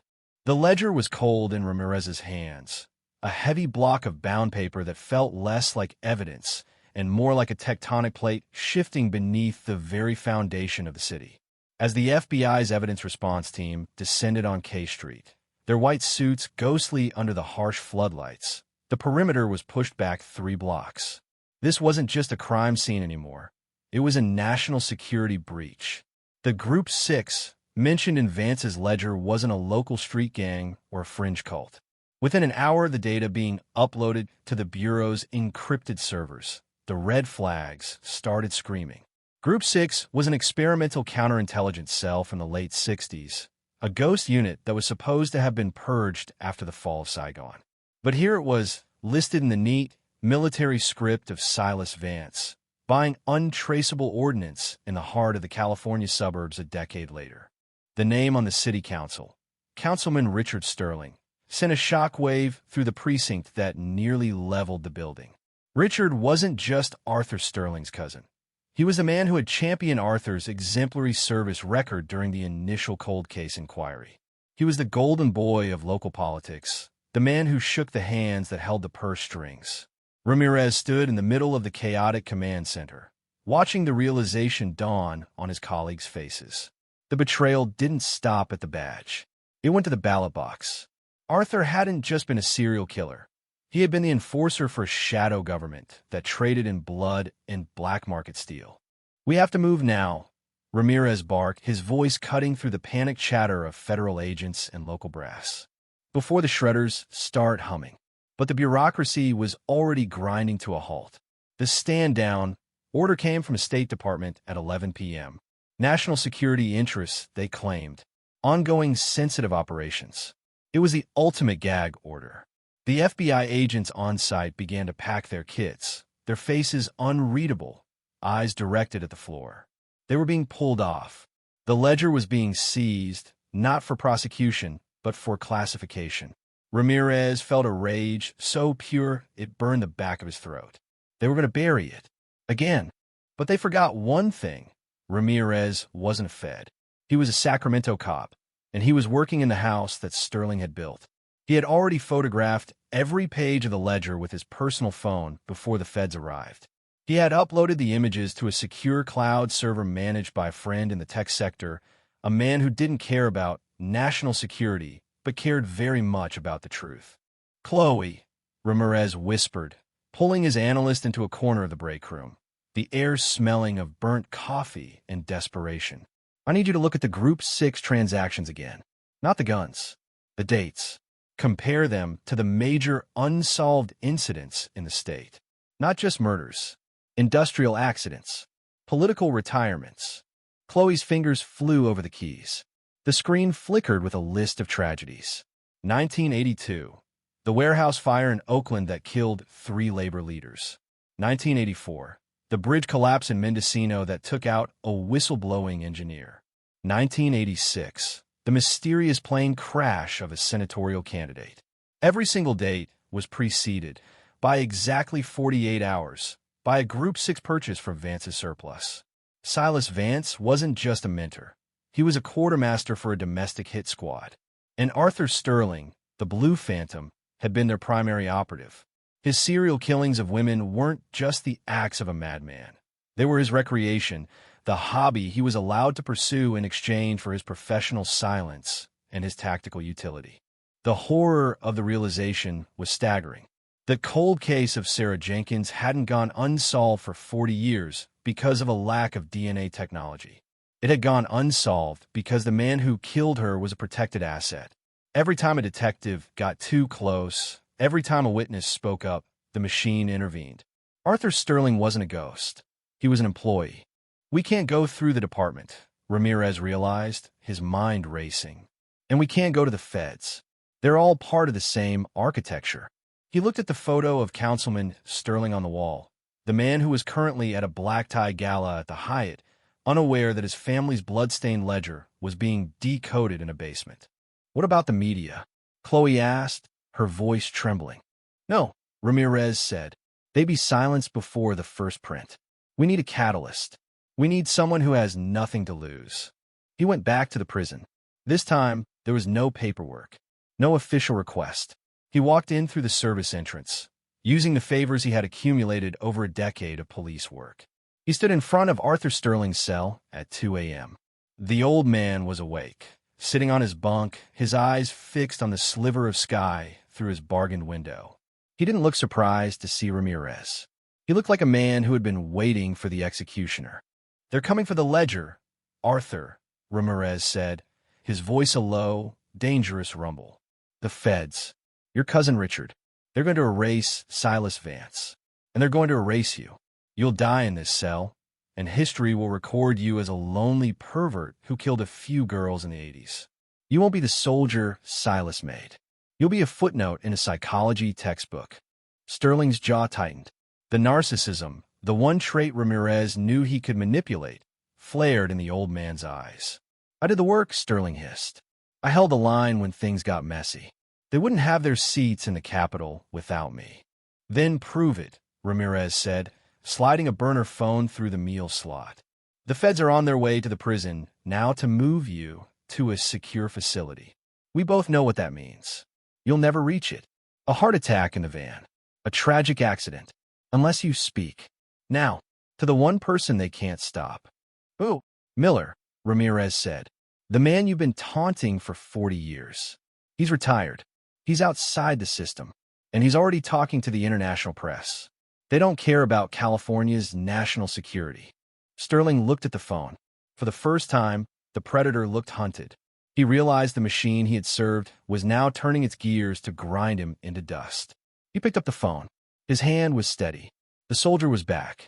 Tell Miller to get his recorder ready, Sterling said, his voice cold and flat. I'm going to tell him about the 1984 contract, the one on the engineer, and I'm going to tell him who paid the bill. The recording lasted 3 hours. It was a descent into a hell that surpassed anything the cold case files had ever hinted at. Sterling detailed the cleansing of the California political landscape. He spoke of the blue phantom persona as his cover. If people were terrified of a serial killer, they wouldn't look for a professional assassin. He admitted that Sarah Jenkins had seen him not just stalking her, but meeting with Silas Vance in a dark sedan. She hadn't just seen a creeper. She had seen a conspiracy. That was why she had to die. Not because of a fetish, but because of a loose end. As the first light of dawn hit the prison walls, the black SUVs of the federal transport team pulled into the courtyard. Ramirez watched from the shadows as they walked towards Sterling's block. He had the recording. He had the photos of the ledger. And he had a 5-minute head start. He ran to his car, his tires screaming as he exited the prison gates. He wasn't heading back to the precinct. He was heading to a small, nondescript house in the suburbs where an old man named Miller was waiting with a laptop and a satellite uplink. The race was on. The cold case was about to become a burning case, a firestorm that would consume the gold of the Golden State and reveal the charred bones of the empire underneath. As Ramirez drove, he looked in the rearview mirror. The sun was rising, but it didn't feel like a new day. It felt like the lighting of a fuse. The blue phantom was just the beginning. The real monsters were still in the room, and they were finally about to be seen. The final act didn't begin with a bang, but with a pulse. A digital heartbeat sent from a retired detective's kitchen table to servers in London, Tokyo, and Berlin. By 6 a.m., the recording of Arthur Sterling's confession wasn't just a file. It was a contagion. As the federal transport team realized Sterling's cell was empty of secrets but full of defiance, the world was already listening to the blue phantom strip the mask off the California dream. The broadcast was a masterclass in atmospheric horror, Sterling's raspy voice detailing the intersections of murder and mandate, while the high-resolution images of Vance's ledger provided the undeniable receipts. The Group 6 ghost was out of the bottle, and no amount of national security tape could seal it back in. The reckoning in Sacramento was instantaneous. Councilman Richard Sterling was arrested at 8:15 a.m., not in a dignified office, but in the back of a luxury sedan as he tried to reach a private airfield. The image of the golden boy, in handcuffs, his tuxedo shirt rumpled, became the new face of the scandal. The blue wall didn't just crack, it liquidated. Officers who had held their tongues for decades began to flood the district attorney's office, seeking immunity, desperate to be on the right side of the history that was currently being rewritten in real time. The city wasn't just shocked, it was transformed. The past 40 years were no longer a story of progress, but a story of survival under the heel of a hidden regime. Arthur Sterling never saw the sun set on the day of his final confession. In the chaos of the federal takeover of the prison, as the secure facility plan was aborted in favor of damage control, Sterling was found in his cell. He hadn't waited for a heart attack or a staged accident. He had used a sharpened piece of the very frame that held his bargain window to open his own veins. He died as he had lived, on his own terms, with a terrifying mechanical precision. He left no note. He didn't need one. His voice was already echoing through every speaker in the country, a haunting, posthumous victory over the system that had tried to erase him. He had chosen to be the monster the world remembered, rather than the footnote they tried to bury. In the aftermath, the state underwent a systematic purging. The Sterling Commission was replaced by a federal grand jury that dismantled the remnants of the Vance network. The lost girls were finally fully identified, their stories extracted from the dark corners of the ledger. Lorraine Miller's guitar pick was returned to her sister, but this time it was accompanied by a formal apology from the governor, a small, inadequate gesture for a life stolen by a state-sanctioned wolf. The memorial wall in Sacramento was expanded, but the new names weren't just victims. They were the casualties of a war that had been fought in the shadows of the suburbs. Detective Ramirez and the retired Miller stood together at the memorial one last time, a month after the dust had begun to settle. The air was crisp, the smell of autumn leaves replaced by the sharp, clean scent of rain. They were no longer the law. Ramirez had resigned in the wake of the federal gag orders, and Miller had finally put his boxes of files in a shredder. They were just two men who had looked into the abyss and survived. "Did we win, Miller?" Ramirez asked, his eyes on the name Sarah Jenkins. Miller looked at the flickering candles, their light reflecting in the polished black granite. "We gave them back their names," he said softly. "In this business, that's as close to a win as you get. We didn't stop the evil, Ramirez. It just changed shape. But for today, the truth is the only thing standing." The legacy of the 1985 California cold case became a permanent fixture in the American psyche, a cautionary tale of what happens when a badge is used to hide the beast. The Blue Phantom remains a figure of haunting fascination, a reminder that the most dangerous monsters aren't the ones we don't know, but the ones we trust to watch us while we sleep. The suburbs of Sacramento returned to their quiet, manicured peace, but the silence was different now. It was a watchful silence, a silence that understood that safety is a fragile glass, and that somewhere in the fog of the valley, a shadow might still be moving. As the camera pans back from the memorial, the names begin to fade into the gray mist of the evening. The sound of a distant siren wails, a rising and falling cry that once promised rescue, but now carries the weight of a complicated truth. The screen goes black, leaving only the sound of a ticking clock, a rhythmic, mechanical pulse that echoes the passage of 40 years. The case is closed. The ghosts are still. But the memory of the light Sarah Jenkins tried to shine into the dark will burn forever, a solitary flame against the night.